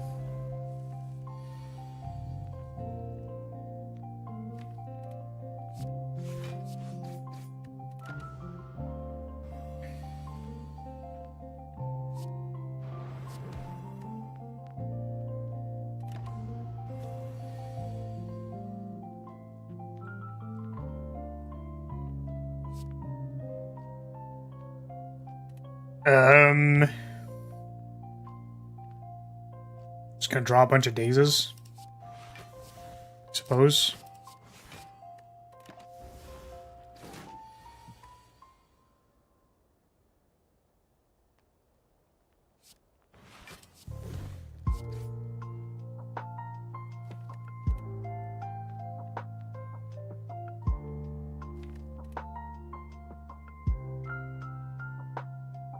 I want the offering to draw the uppercut. This uppercut does more damage right now. It does like 20 or something.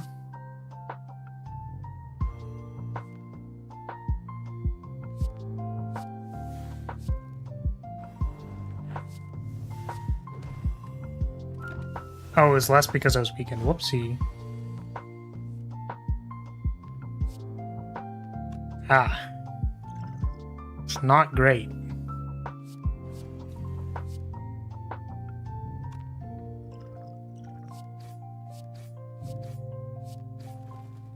Wasn't amazing. Runic Pyramid plus Anger Goaded? I can't tell if you're serious.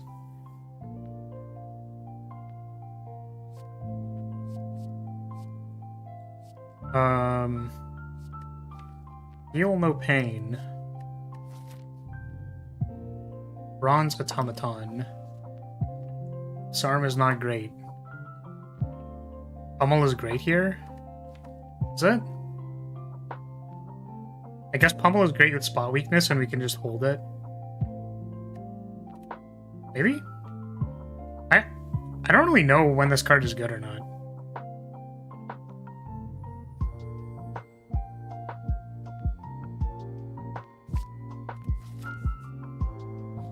And Vajra, so 15 damage base. Oh, true, true.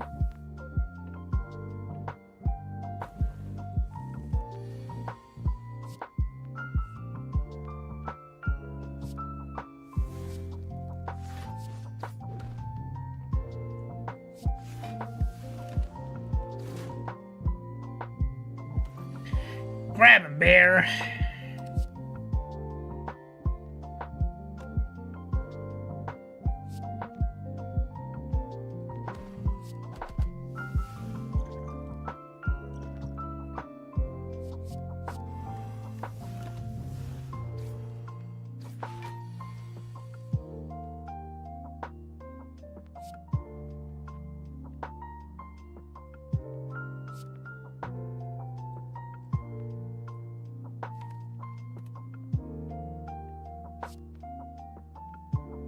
I do not know how to correctly decide for this turn. Could double strike and prevent 12 while taking 6. Nope, that's not how that worked at all, because I was weakened. Brain math hurty. Okay, well, hopefully I don't die.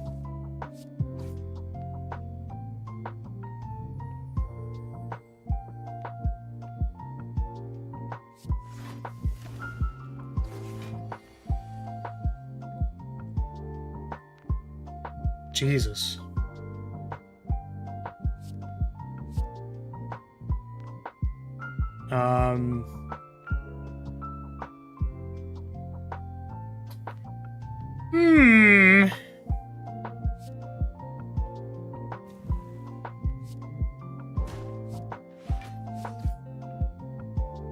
I'm just dead.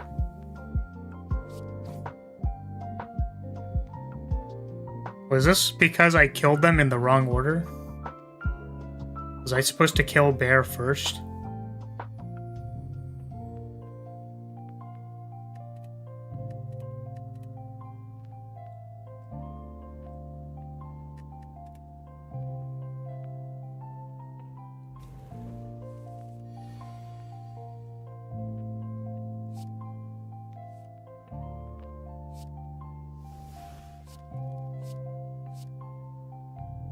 Because, like, I feel like you normally want to kill this guy so that...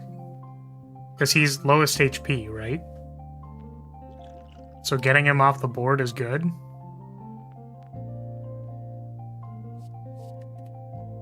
We definitely skill potion later because we weren't able to see that it was necessary to do so. So do we did it this way instead.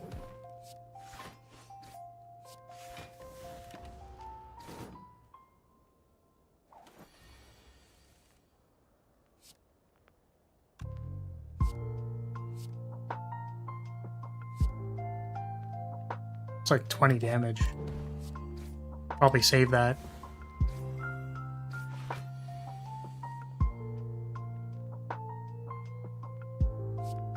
Oh yeah, also because we did the math wrong on the one turn, so there's that.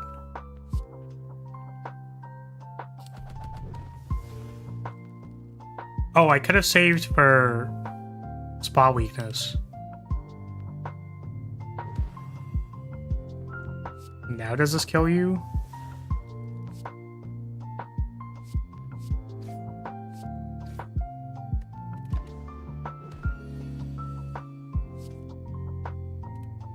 And now we're kind of a turn ahead on killing this guy.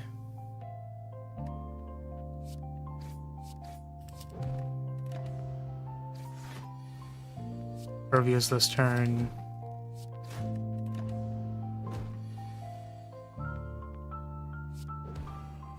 I mean, not like the most intuitive way to win.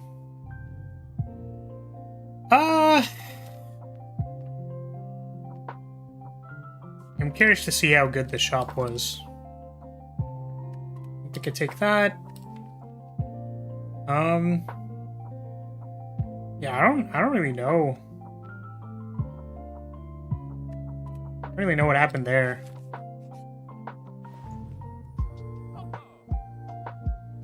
There probably would have been... My understanding is that this relic is just strong. Probably like this, armaments removal.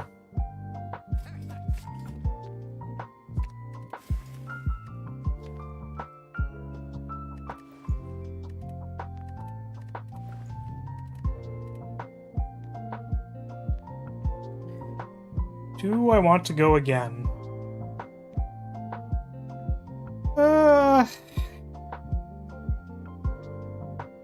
Try a speed run, maybe. I just went really fast. And lost really fast.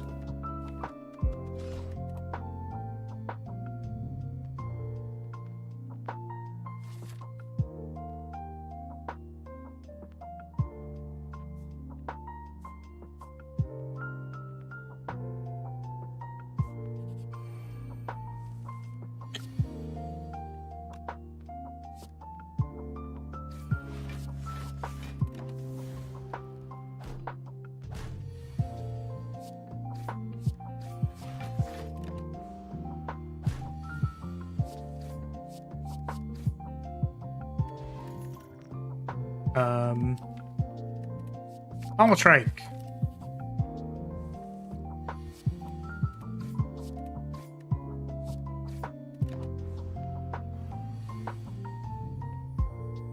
If there's any time to get a koi, it's at the starting relic, but it's probably still not good.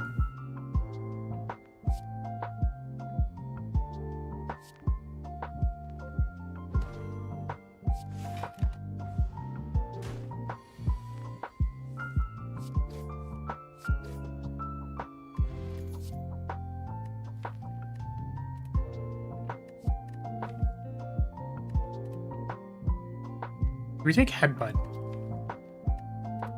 Sure.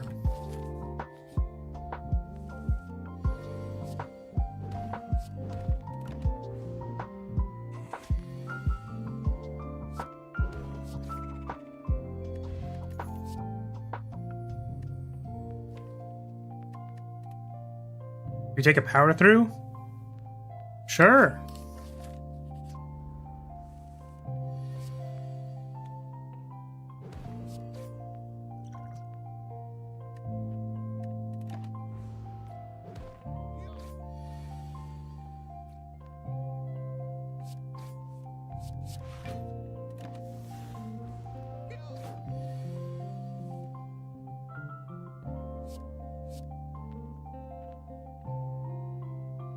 Just draw mono wounds.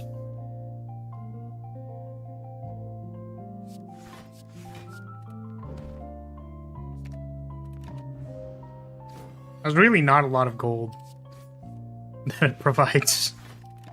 Hey, I've heard this is quite the bad one. It's not good. No bueno.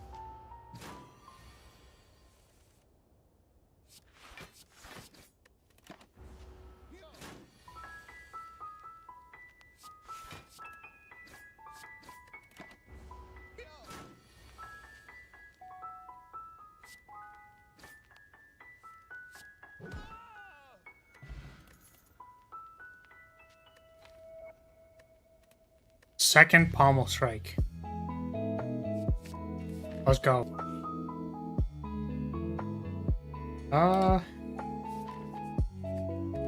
Then we upgrade pommel strike.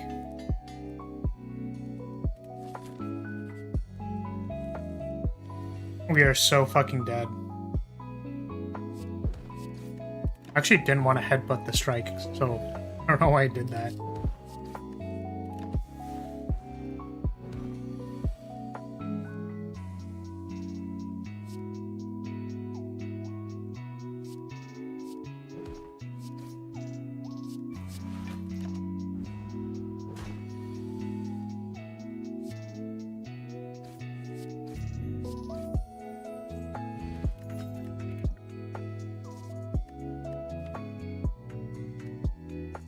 Offering. Again. Second wind plus power through.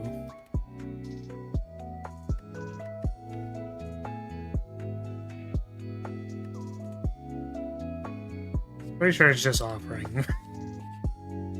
This game really wants you to use offering. This game really wants me to use offering. Oh my god. Getting mono offerings.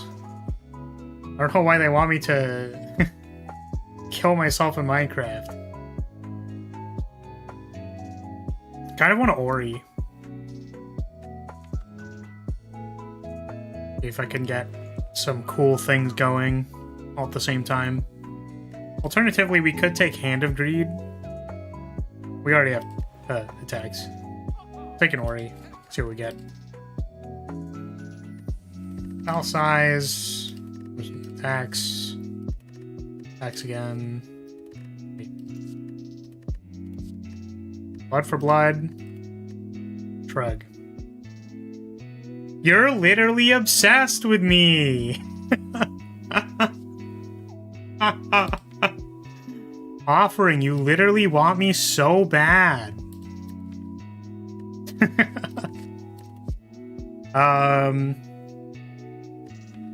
I think Blood for Blood is okay. Right? Blood for Blood is, like, fine. It's good for damage. Can do some funny, like, you know, headbutt it back, pommel strike it when it costs 0. I don't know if we take any of the other cards. True Grit. We have 2 block cards. We've drafted 1, 2, 3, 4 attack cards. We can do better than these. We can take Metallicize. I don't know how good that is.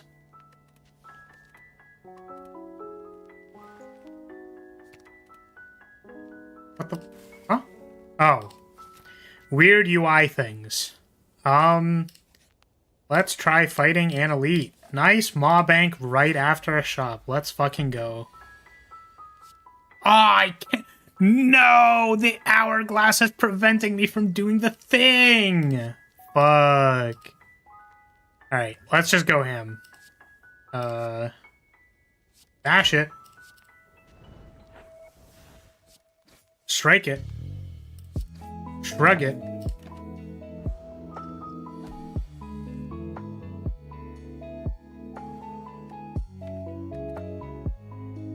Butt it. It's gonna attack for 15 next turn again, so we can get the power through.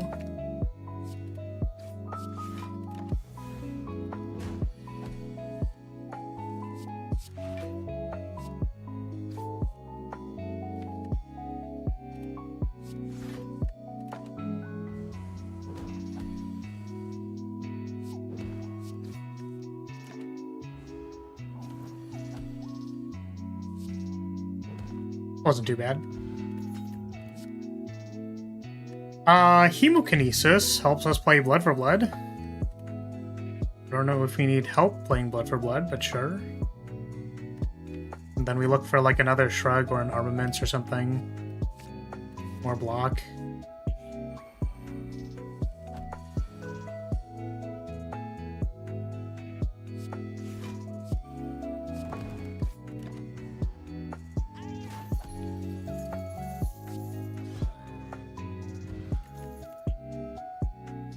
Inflame. Limit break with no strength modifiers.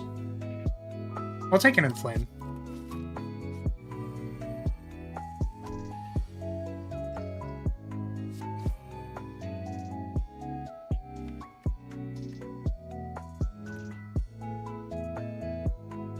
I'm debating if I want to take one for the Blood for Blood. I take damage this turn, next turn, and Hemokinesis. Blood for Blood costs 1. That doesn't seem right. Let's try it though.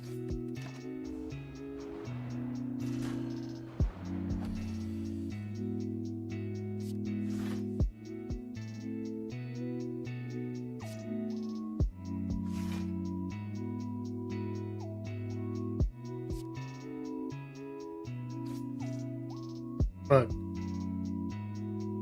I mean, what did I expect?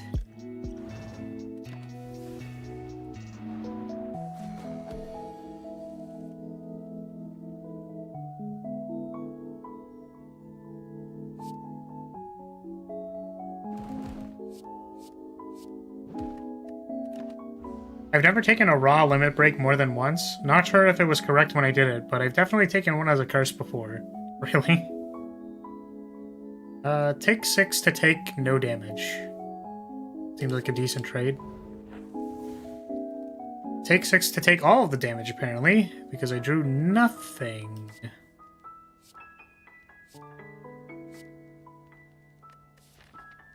There's no elite after this, I'm just gonna use this potion. Fuck it. Fuck it, we ball.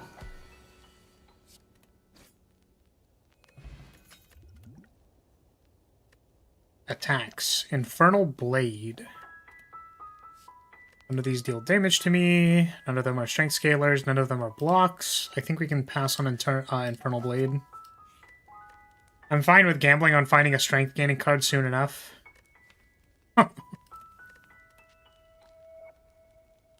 Upgrade something? Shrug, maybe? I'll upgrade Shrug. Feels good.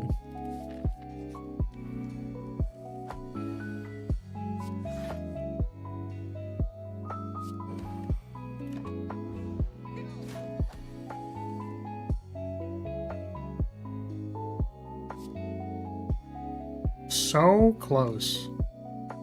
Get so far. I take 3 as opposed to 6 off this offering, and then just kill it next turn.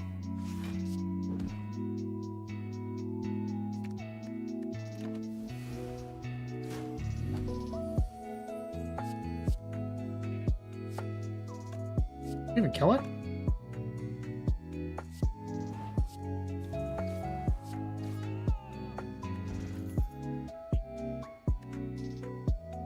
Don't think I want any of those. We could take Intimidate or Weak. We don't have any other ways to apply Weak.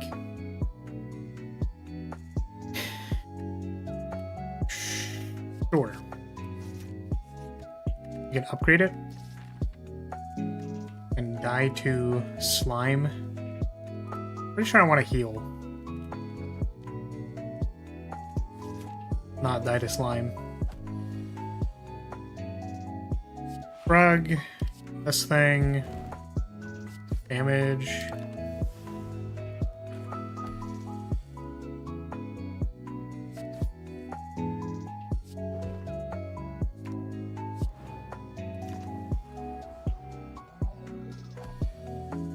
Oh, I could have inflamed first. Whoopsie. Whoopsie doopsie.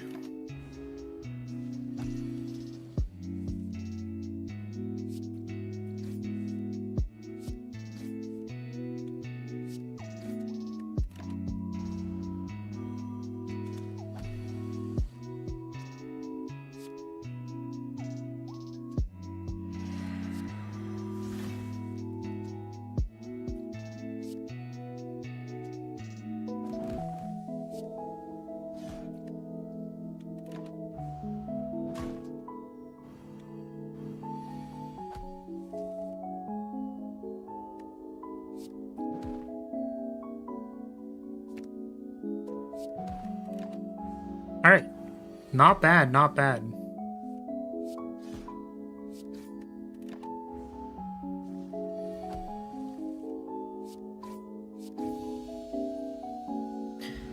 Not bad, not bad. Reaper is cool. Reaper! Aw, man. Big jug. Big jug. Don't think we want that. I think it's just Reaper. Mark of Pain again. Go Mark of Pain again. Guess we don't really have any exhaust.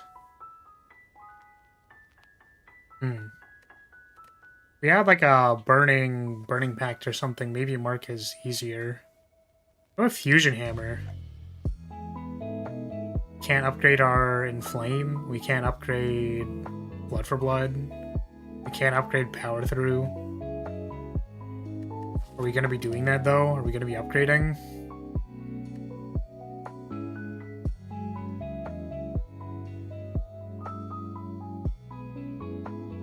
We can get Exhaust. We'll just get Exhaust. The issue with Mark of Pain is that unless you have Synergy, it's like taking Curse Key and you get the curses immediately and can't remove them. That's fair. I guess I usually think I'm gonna find more chests than just the 2, but I guess, yeah. That's fair. I did not consider it from the framing of double Cursed Key, but that's pretty accurate, I think.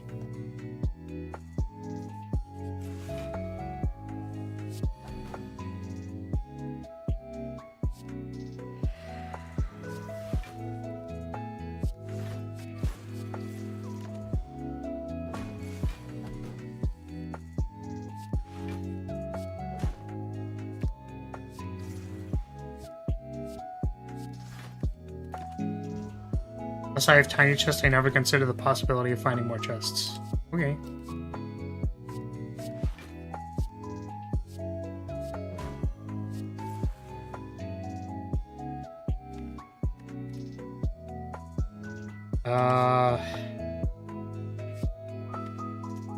It's gonna cost 2.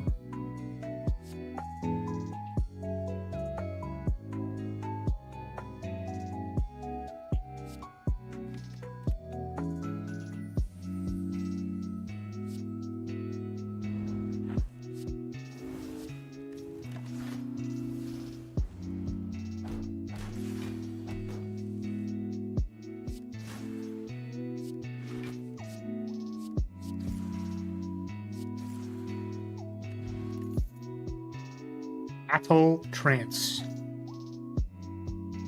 A cool card. Pick a Battle Trance. True Grit might have also been okay with us looking for some kind of exhaust.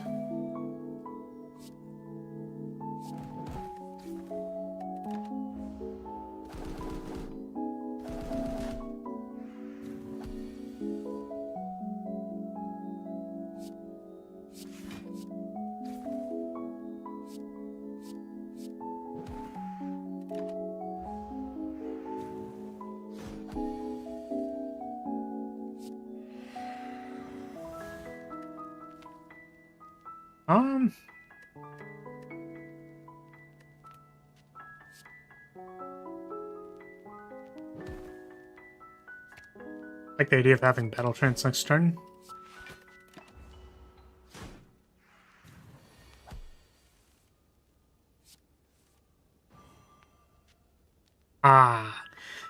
Shit. Does this 4 be 6, 3, 3 plus 5? That's enough.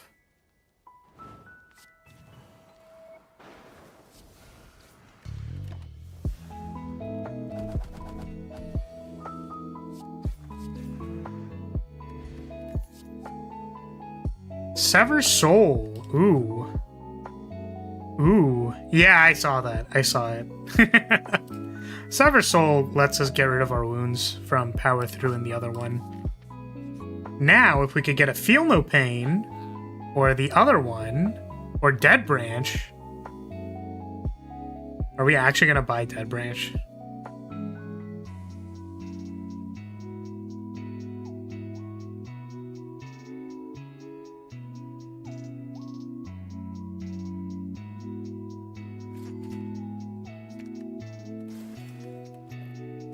Whoa, how'd this Dead Branch end up in my...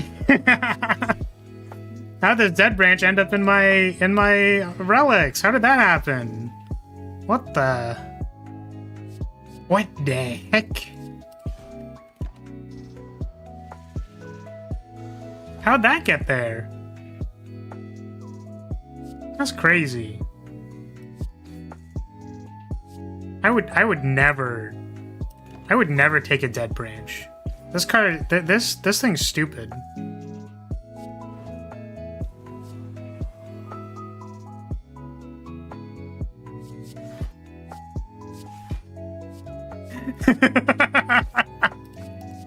It's so bad. It's so bad. It's so not good, dude. Oh my god.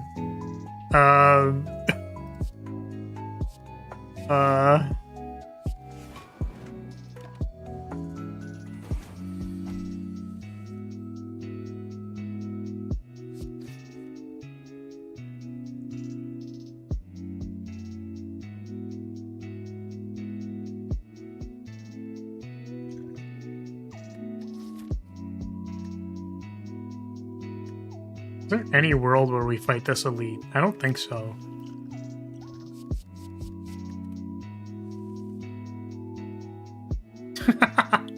More wounds! Give me more wounds! More of them! More wounds! Give me all of the wounds! I want all of the wounds forever! Forever and ever. All of them.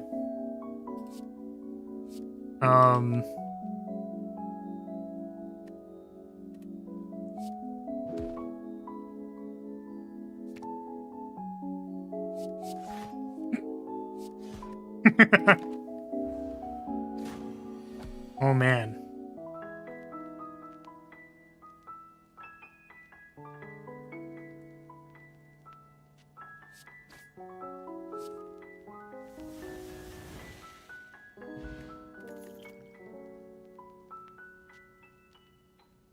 Bloodletting. Is that good? I guess it deals damage to me and gives me energy. Deals damage to me for blood. Sure. I can't believe Playing Ironclad, mine broke far enough to buy Dead Branch. Well, look, we're one corruption away from just winning the run. We're one corruption away.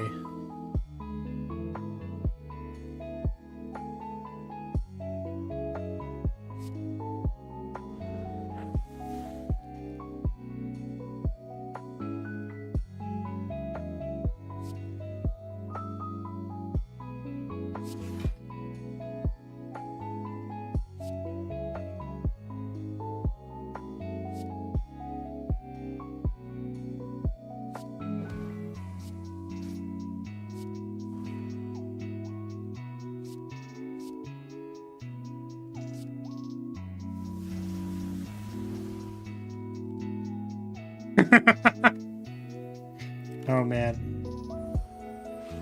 We are one corruption away from corrupting Flower into a Dead Branch user. I think you'd be so into seeing me get corrupted, but I mean, hey, I think corrupted flares would be kind of cool. I'd be kind of into it, you know? Be down.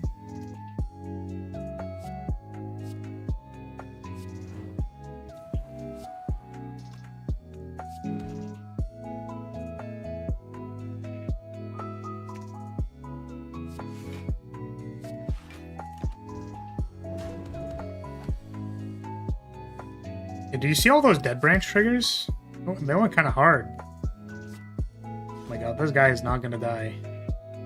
Oh my god. Oh my god, as it stands, we currently die. Holy shit. Goddamn Centurion being mad that his cleric died. I don't blame him, but also what the fuck. Okay, we are not fighting this elite. Fuck. That's the worst.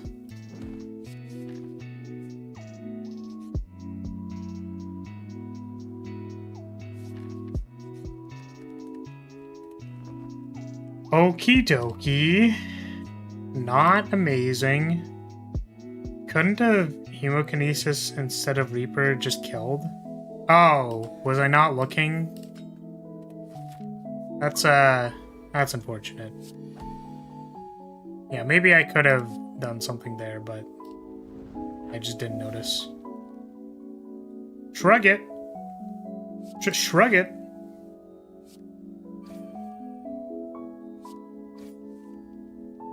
Oh my goodness.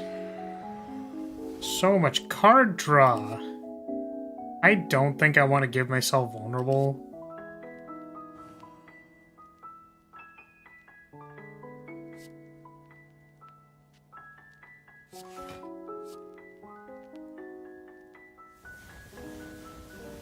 Look at all that value! Was it really value, though? Oh, shit. Oh, shit. It's about to go so hard. Oh, my God. It's about to go crazy, dude. It's about to go Insano style, dude. It's actually not, but... Oh, it's about to go Insano style, dude. It's about to go crazy. It's about to go wild. Oh, it's about to go sicko mode.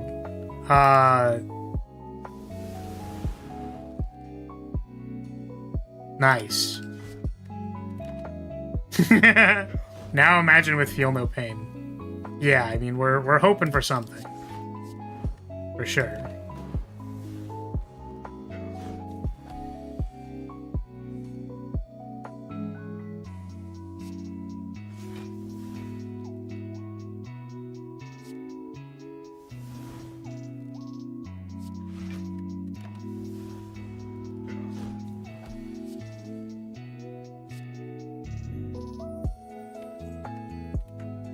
We could go again. We could do it again.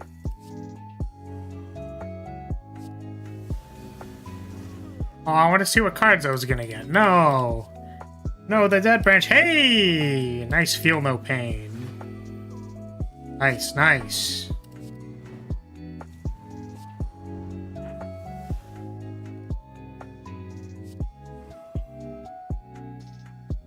Guess I could have pommel strikes first. Oopsie.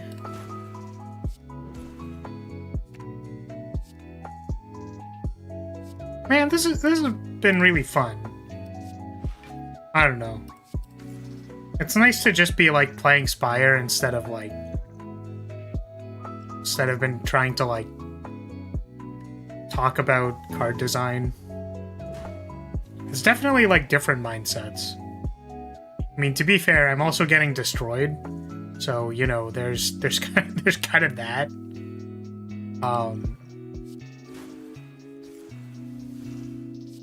It's definitely a little different.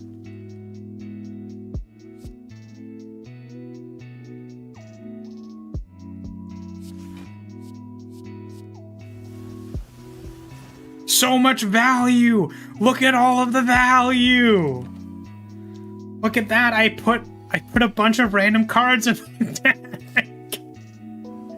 Let's go! Random bullshit from Dead Branch! Let's go! Let's go!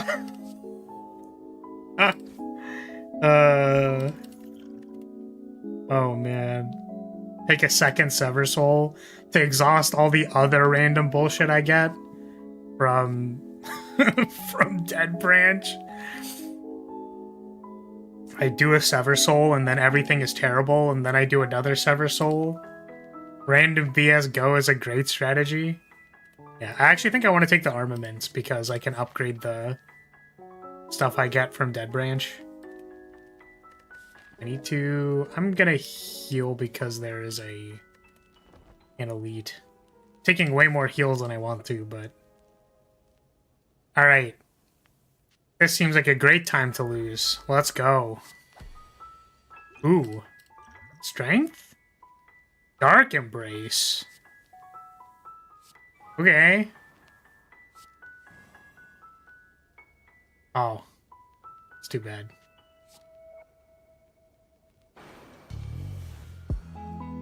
Brutality.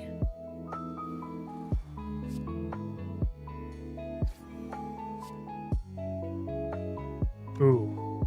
I could kill Bear here. If I offering. I think that's better.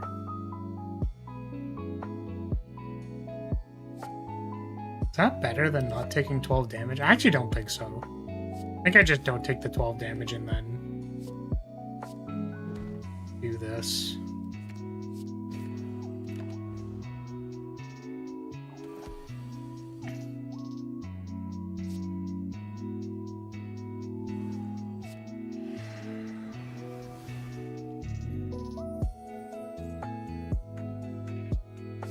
That's why he's the GOAT!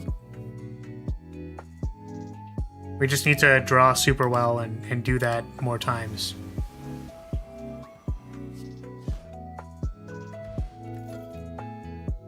Hey look, it's a Dark Embrace. This deck isn't actually good. It's not good. Don't know if you need the Embrace with Dead Branch. Nonsense. Not absolute nonsense. Yeah, exactly. Now when we exhaust a card, we draw 2 cards. As opposed to just the 1 card.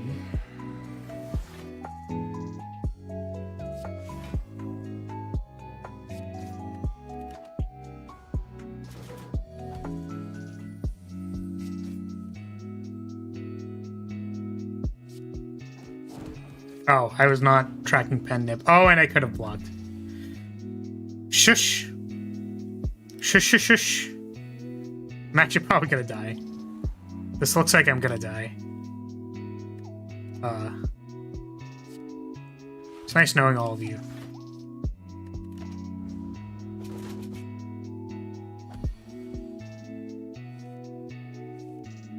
Oh my god. No! We actually died! No! And we started this fight at 75 HP! How did we possibly lose? Because we didn't draw Sever Soul. I'm pretty sure that's why.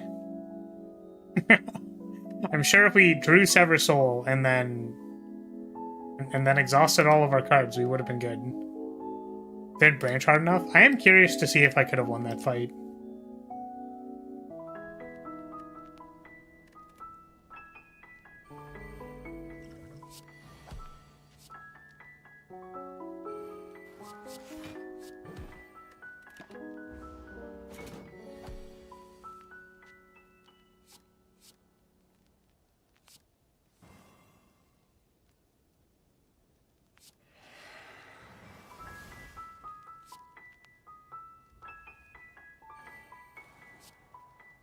It's kind of what we did last time.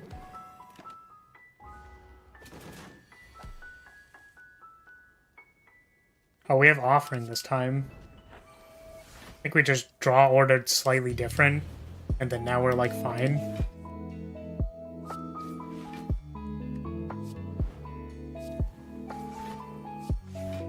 Oh, I could have healed 12. I would have only healed 6. Yeah, damn, that kind of sucks. This is literally like we just draw slightly differently, and I think we're totally fine.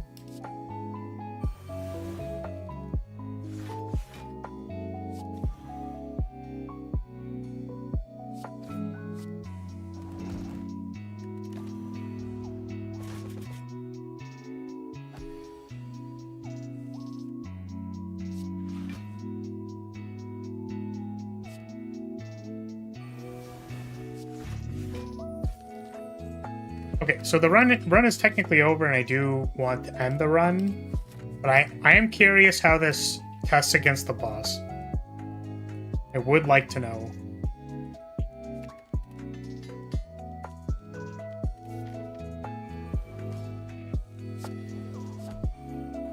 Turn 1 Embrace. We're gonna draw so many cards if we just draw the right things. If we just draw the right things, we will draw so many cards. Yeah, I just had to branch harder. You're right.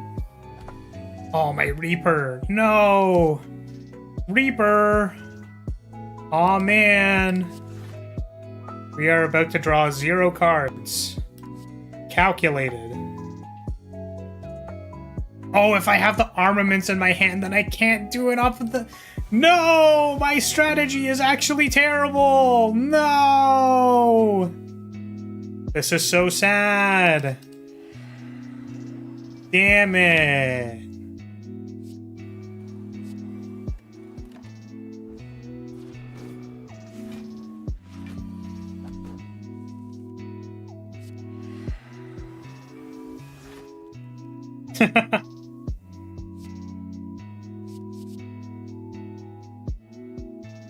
Two pommel strikes.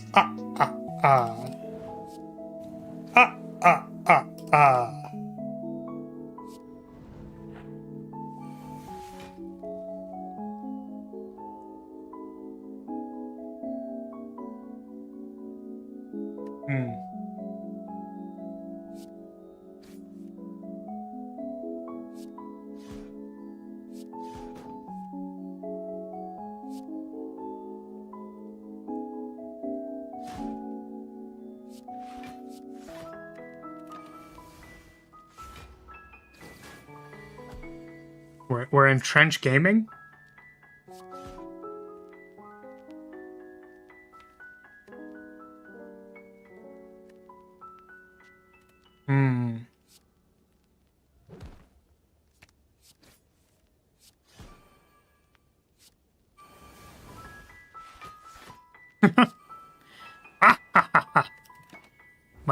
I will feel the least amount of pain. There will be no pain to feel.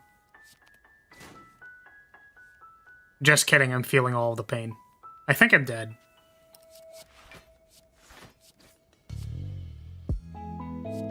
Damn. No! I died to Hyper Beam, despite having 3 feel no pains, because I had no other exhaust except for the Sever Soul. But I think, Yeah, I think I definitely needed a little more than just, like, Sever Soul.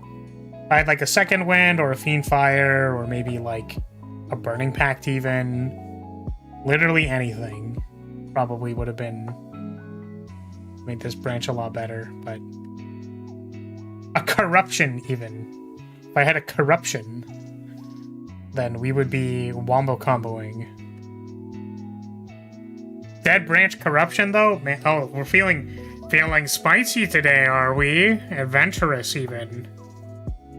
Yeah, actually good exhaust cards. Yeah, I think so. Alright, well, that was really fun. No wins, obviously, because I don't know how to play this game anymore, but, you know, I'm willing to try it some more. Maybe I'll schedule it again. 2-mana deal 16 is just not it, even if it exhausts stuff. Yeah. Yeah, I think probably a Second Wind or like Fiend Fire or literally any of the good exhaust cards. So, but that's gonna be it. So, and for today, I think we'll be back on Thursday and try to have a schedule out for tomorrow. I'm not actually leaving the castle. I was originally thinking of doing that, but I'm just gonna be busy next couple of days, and we'll be back on Thursday. Might play Spire again. I don't know. How do we do this stream? 59 viewers and 20 in 2 hours and 36. Concurrent of 6 right now. That's not bad. That's pretty in line with all of my other streams. So, you know, not the highest velocity, but if you had fun, want to see me play more Spire, show up. Let me know that it's fun. So, we have 3 other characters that we could play, or even this, you know. Since you play piano, have you considered doing videos kind of like pan piano? I considered it a little bit. I considered like whether I wanted to do, you know, obviously I cannot cosplay like pan piano. That is not within my capability. But no, what I was thinking was more to like have the model or animate the model some way, like somehow, to go with the cover. Unfortunately, including the thumbnails. Oh my god. Yeah, the point is I considered whether I could utilize the model in a way to interact with like music and stuff, but I'm gonna be honest, I haven't like really played piano as much in the last few years because I've been focusing on visual art and like drawing models and stuff. So I'm not the most practiced individual. I do want to get back to it. I feel like piano is the thing that I'm gonna pick up again when I'm 40. And then like be like, wow, I sure am glad that I had a background in piano so that I can spend my days just practicing now that I'm financially stable. But I don't think I'm super interested in making cover videos, both because I'm not the most experienced. Like, I'm not the best at lifting music and would kind of just be playing other people's covers and stuff like that, so... probably not. I was looking into some music-related project, which wasn't possible, but might be possible now due to changing circumstances of the financial variety. So that might be cool. I haven't listened to it in a little bit, so I don't know if my opinion has changed. I thought it sounded okay, but I don't know how I feel. Okay, anyways, we could play more Spire. I don't mind playing more Spire, but people should tell me that they want to watch Spire or not watch Spire. I'm glad Cavalier told me that Spire is fun. I think Spire is fun. We could even play Flag Blabber. Why boy blah blah blah blah. Plague Blarer. Flat Bearer. We could. But not today. So, maybe more Spire Thursday. I'll see how I'm feeling. I'll probably... Yeah, schedule maybe tomorrow. I don't know. Okay. That's gonna be it for today. you're still here. Thank you so much for watching. Thank you for being here. Appreciate your support as always. And I will see you all next time. Bye-bye. Bye-bye. Bye.